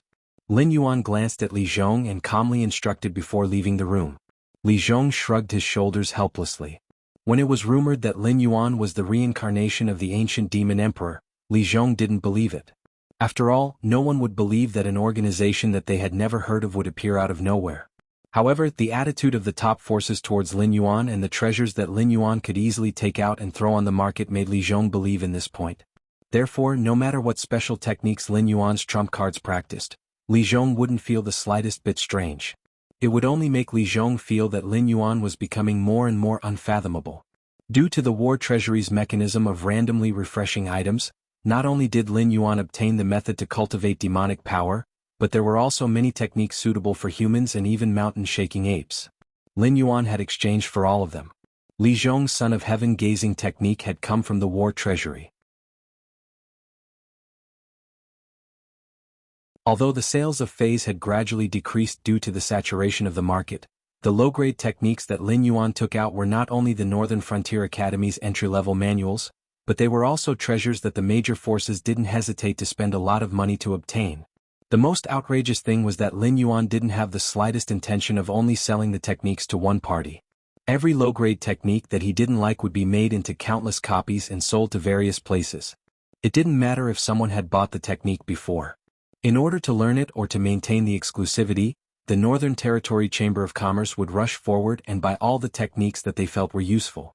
Before meeting Lin Yuan, Li Zhong had never thought that simply printing and selling books could actually become a more profitable business than selling phase. However, it was also because of the exchange of various cultivation methods that Lin Yuan squandered a lot of war points that he had accumulated. Therefore, he really wanted to win by hook or by crook in the face of this war, which was quite terrifying in terms of rewards and punishments, because he simply couldn't afford to lose. With 0 war points, if he wanted to pay that terrifying punishment, he would probably be sucked dry in an instant. After leaving Li Zhong's range of perception, Lin Yuan swung his dragon tail and crushed a lump of black mud. He controlled his demonic power to sweep away the black mud one by one. Then he lifted the letter full of code words and glanced at the contents. Suddenly, a trace of horror flashed past his eyes. 3 days ago, the Jade Lake Immortal Palace's palace master personally left for the Shuangjian dynasty. Her purpose was to meet the great Khan of the Shuangjian dynasty. A simple sentence, but it contained an incomparably terrifying amount of information. If dragons had sweat glands, Lin Yuan would probably be covered in cold sweat at this moment.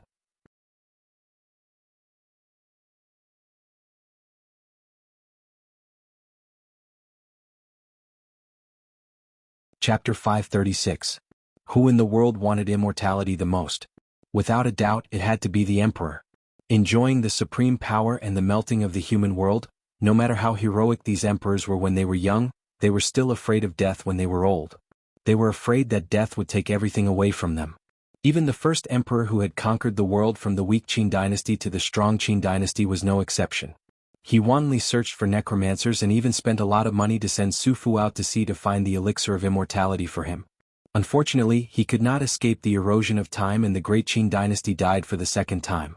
Compared to the illusory legends in the previous life, the elixir of immortality on the Jianghu continent had appeared. After a period of accumulation, it had gained some fame and attracted many cultivators who were nearing the end of their lifespan to the Jade Lake Palace in the south of the Jianghu dynasty to take the elixir of immortality. Although everyone knew that those who took the elixir of immortality did not voluntarily become the Jade Lake Palace's consecrators, few could resist the temptation of immortality and threw themselves into the arms of the Jade Lake Palace. Now the Jade Lake Celestial Palace had accepted more than 100,000 tributes, and their cultivations were generally not low. Even the Jianghu dynasty at its peak would be afraid of such a force. However, Lei Qiuxing changed his previous domineering style and didn't do anything, as if the Jade Lake Celestial Palace didn't pose any threat to him. Some people guessed that the master behind the Jade Lake Palace was Lei Qiuxing. Some people guessed that Lei Qiuxing also wanted the elixir of immortality. But no matter what, the master of the Jade Lake Palace was already a powerful existence standing at the top of the Jianghu dynasty. If he wanted to meet the great Khan of the Shuangjin dynasty in the north, it would not be a small matter. When the great Khan was young, he was a terrifying existence that suppressed the Wanjin dynasty in the south and the Windsource dynasty in the north. If Mirror Frost was a combination of wolf and dog, then this great Khan was a lion from head to toe, and a very aggressive one at that. Under his leadership, even a puppy would quickly grow into a ferocious wolf. No matter how heavily wounded it would not hide with its tail between its legs to lick its wounds. Instead, it would continue to fight its opponent to the death until the victor was decided. After devouring its opponent's corpse, it would become even stronger and more terrifying, and then seek out its next opponent. When the great Khan was young, the so-called famous generals Yan Xingqi, Lei Qiuxing, and even the Marshal Saint Qi of the Windsource were all no match for him. Even when both sides joined forces, they were still defeated by the great Khan. Could it be? The shock in Lin Yuan's eyes intensified. He knew very well what the elixir of immortality was. It could indeed give people immortality, but that was when they were separated from their physical bodies. Even their original memories would be blurred. Before their cultivation reached a certain level, they would only listen to the orders of a higher-level sky demon. They could not even be considered as sky demons. After all, sky demons still had their own thoughts. These inferior races were no different from dogs in the eyes of a sky demon. However, not many people knew about this. What they valued most was immortality. After all, in the Jianghu continent that had lost the top inheritances, except for the top forces, most cultivators only pursued immortality. Cultivators like Incubus who pursued the Great Tao were too few. A shortcut had appeared in front of them.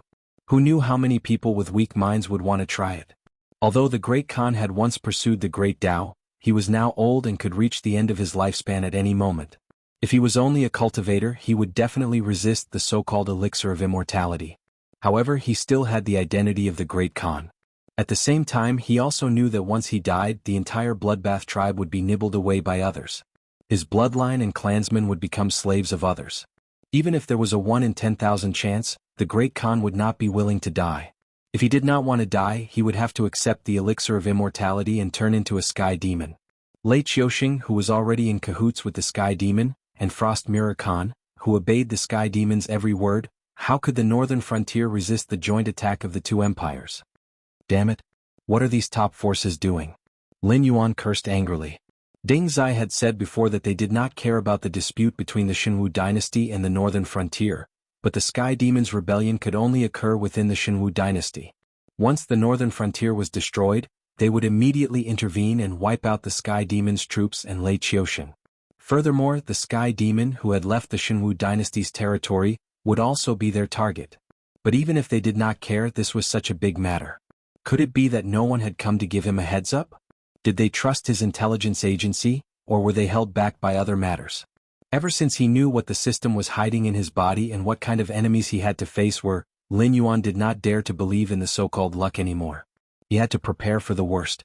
Even with the promise of the top forces, Lin Yuan did not dare to bet on whether the palace master of the Jade Lake Immortal Palace could reach the Shuangjin dynasty safely.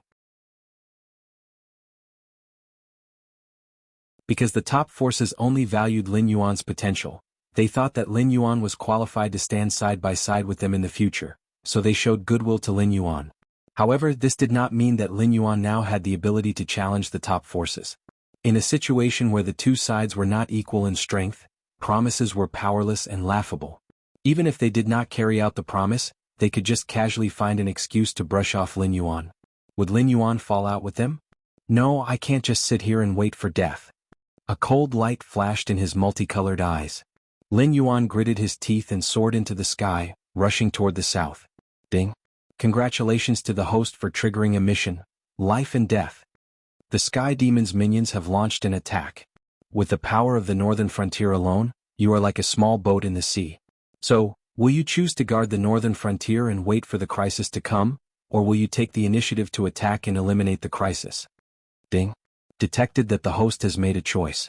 The mission content has been changed. Please quickly find the Palace Master of the Jade Lake Immortal Palace and destroy her and her minions. Mission reward, 1 premium lucky draw ticket. Failure punishment, face the joint attack of the Xinwu and Shuangjin dynasties. Countdown to failure, 3 days and 14 hours. The long-awaited mission window once again appeared in Lin Yuan's mind. Lin Yuan, who had been hiding in the northern frontier for several months, had to give up on suppressing the hidden dangers in the northern frontier. He had to show his strength again and fight.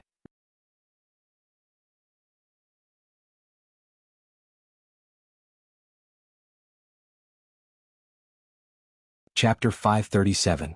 Ever since he had broken through to the Mountain Lord realm, Lin Yuan no longer had any interest in personally killing his enemies to obtain attribute points. This was because every level up in this realm required an incomparably large amount of attribute points. It was so large that Lin Yuan did not even know the exact number of attribute points. If he wanted to obtain a few or a dozen attribute points from killing his enemies, it would be like pouring a cup of water on a burning cart of firewood. Lin Yuan now had 2 ways to rapidly increase his attribute points.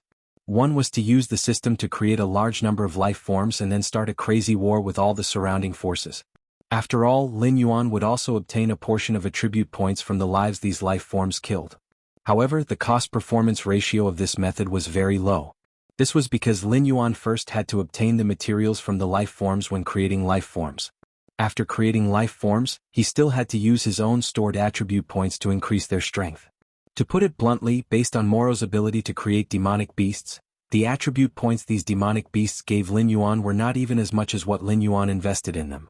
There was still a long way to go before he could completely enter the mode where he could reap great rewards if he just left them alone. Furthermore, the demonic beasts he created were not immortal. Lin Yuan had already created several demonic beasts that had been upgraded to level 7 of the Wisdom Realm.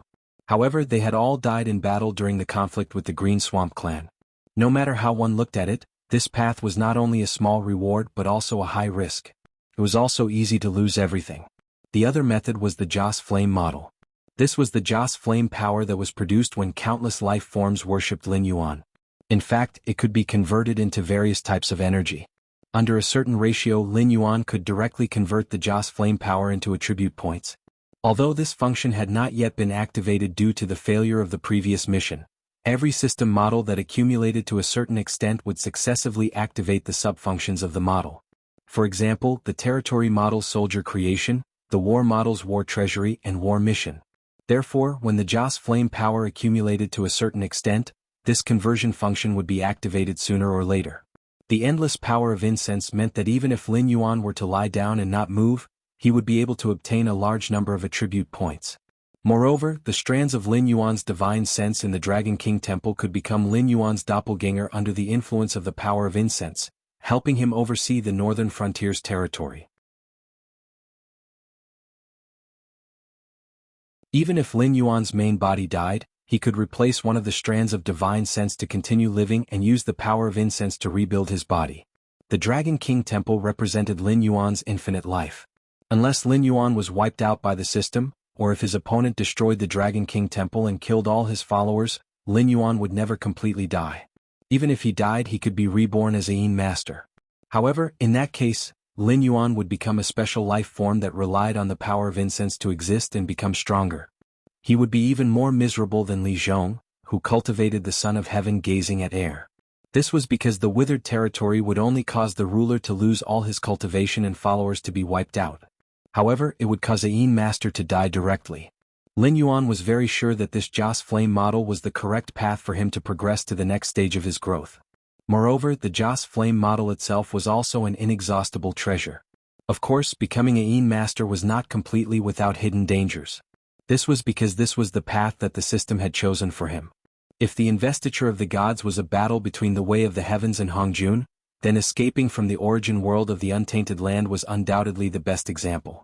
During the investiture of the gods, the insufferably arrogant experts had almost all fallen in the battle of the investiture of the gods. After that, they were listed on the investiture of the gods, which could be considered as a branch of the Yin Master. Their survival depended on the power of incense. It was not an exaggeration to call them slaves. After all, if one wanted to kill these gods, one only needed to say that they were superstitious. Slowly reducing their followers, their strength would become weaker and weaker. Even the insufferably arrogant experts of the antiquity age would gradually be unable to show their existence. Therefore, Lin Yuan was very sure that before he had enough strength to challenge Hongjun in the way of the heavens, he could walk this path. However, he could not walk too deep into it. Otherwise, the situation of those famous experts withering after becoming gods would reappear on him. However, the production of the power of incense was still a difficult problem for the current Lin Yuan.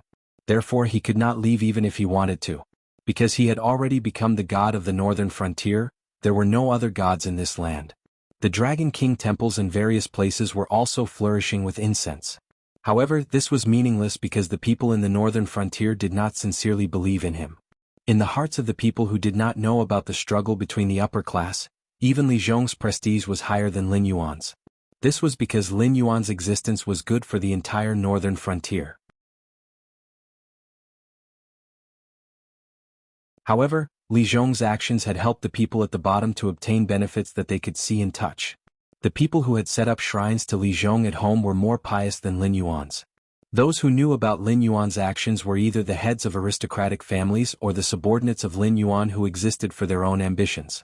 They would treat Lin Yuan as an excellent ruler, but they would not treat Lin Yuan as a true god. Without devout believers, it was naturally impossible to produce the power of incense. Lin Yuan thought about this problem in his mind as he hurried on his way. Of course, he could easily make the people in the northern frontier become his devout believers. However, in that case, the meaning of Li Zhong's existence would be lost. Lin Yuan was also not suitable to do these things personally. After all, a monster doing its best for the welfare of the human people.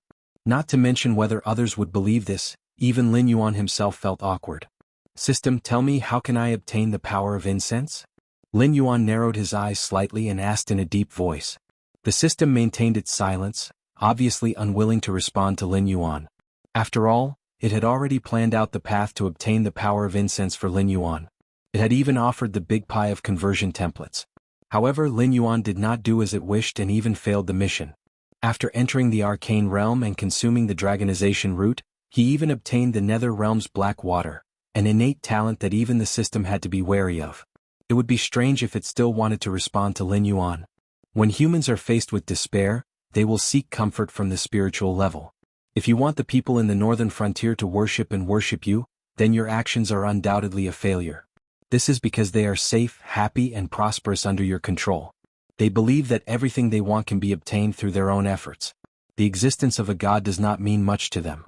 Under such circumstances, if you expect them to worship you as a god, then you might as well expect the power of incense to appear out of thin air. After a long while, the system finally complained somewhat helplessly.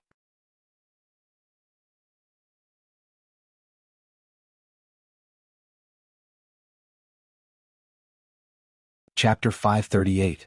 Lin Yuan rolled his eyes helplessly at the system's ridicule. He didn't think his actions were wrong. After all, he lived in a blissful era without any legends of gods.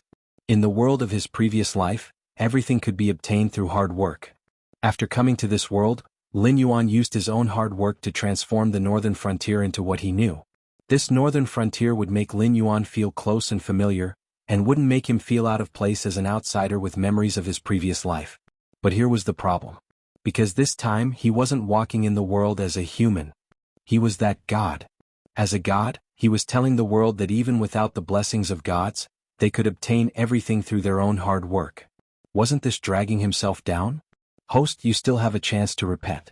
As long as you give up part of the benefits of the northern frontier and let the northern frontier return to its previous path, you can use facts to tell the world that without your protection, everything they see is just a bubble that can collapse at any time.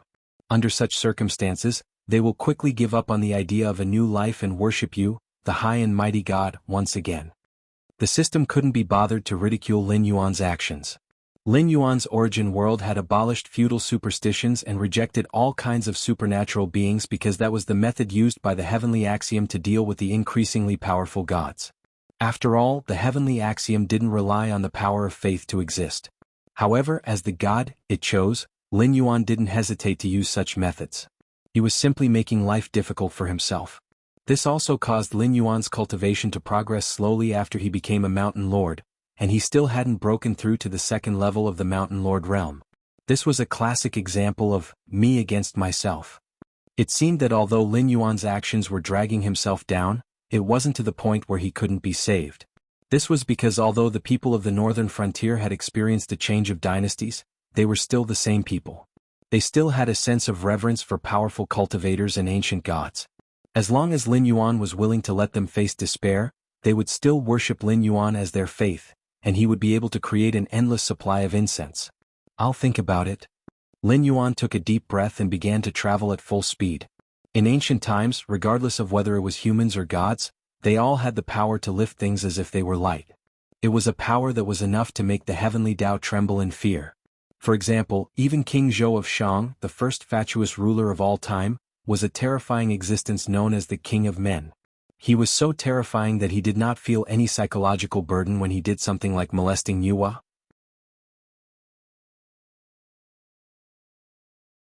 Nuwa could not even do anything to him. She could only use all kinds of tricks to plot against King Zhou of Shang and make him lose his kingly aura. That was how Zhou replaced Shang. On the other hand, if what happened in the future of Untainted Land was as Lin Yuan had guessed, the position of King Zhou should be Lin Yuan's future goal. An existence that could be compared to Hongjun in the heavenly Tao. That's right, they're on the same level. He did not care about Nuwa, who was in Hongjuan's camp. At the same time, the entire Great Zhou faction was his enemy. This was because King Zhou was known as the King of Men, while the Emperor of Zhou was known as the Son of Heaven. This title already explained too many problems. The ruler of the Shang dynasty was the King of Men, who represented the human race. He was an existence that could wrestle with the heavenly Tao in Hongjuan's camps. Even in the secular world, the Shang dynasty had absolute power. Even the sages could not do anything to him. Although King Zhou was the loser, he was not defeated by any side. It was the other two camps that joined forces to deal with him. This also showed that Hongjun and the heavenly Tao were afraid of this King of Men. Of course, in the process of the two camps dealing with the King of Men, the one who had the last laugh was still the origin of the heavenly Tao. This was because the victor's king called himself the Son of Heaven, which implied that he was the eldest son or son of heaven. However, the heavenly Tao obtained the ruling power of the secular world, while Hongjuan's side came up with the list of deification, officially putting the special existence of God on the stage. They told the world that everything was bestowed by God. Even if the Son of Heaven was unvirtuous, it would make the gods angry and cause all kinds of natural and man-made disasters. They tried to place God above man, and then started the second battle between the two sides. In order to erase the influence of the gods on the secular world, the heavenly Tao of the source world could be said to have painstakingly gone through the changes of countless dynasties. Finally, the so-called Son of Heaven's right was banned, and the high and mighty emperor was beaten into a mortal. All kinds of beliefs and sacrifices were cancelled. It was not easy to make God become a legend and gradually fade away. However, in this battle, the winner might not necessarily be the heavenly Tao. This was because although it banned the concept of God, man, who had been unable to recover from the setback after King Zhou, rose again. He used the power of science and technology to fight against the heavenly Tao. Even the title of Son of Heaven was abolished. After a short conversation, Lin Yuan quickly straightened out his thoughts. Firstly, the heavenly Tao and Hongjun were not existences that he could not contend with. This was because the former King Zhou and the previous King of Men, in his previous life, had become victors through a long period of time and hard work. They had become existences that the heavenly Tao and Hongjun feared. Secondly, Lin Yuan had also determined his future path, King Zhou. He was not a mortal with a physical body. He, who had the ability to cultivate, did not need to completely rely on the power of science and technology. He could completely become an existence like King Zhou and directly participate in the struggle between Hongjun and the heavenly Tao. He did not need to use the power of science and technology to deter the other two camps and simply make them not dare to use him as a chess piece. Lin Yuan did not like to be schemed against, and he did not like to have his life and death in the hands of others. Therefore his goal was not to protect himself but to win. He wanted to let these existences, who had been high and mighty since the prehistoric times, know the will and power of man. Even though he had lost the appearance and habits of a human, the essence of Lin Yuan's soul had not changed for a moment. Even when he came to this world, the thoughts that constantly spurred him to become stronger and return to his original world to take revenge had not faded for a moment. It was just that before that he had a new goal. Whatever. However, I have to remind the host that no matter how powerful a life form is, there is a limit to its lifespan. Although you are very young, it is still very difficult for you to enter the next realm without relying on the power of incense. And even if you can do it, how will you cross the next realm? You are the host chosen by this system. In the future, you will also evolve into a life form that will make all the world submit to you.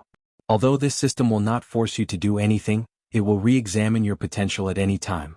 If you lose the space to improve, this system will unbind you at any time and choose a new host.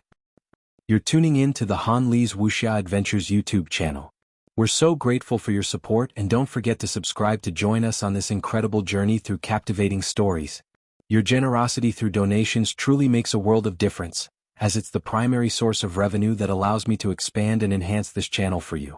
Thank you from the bottom of my heart for being a part of this adventure.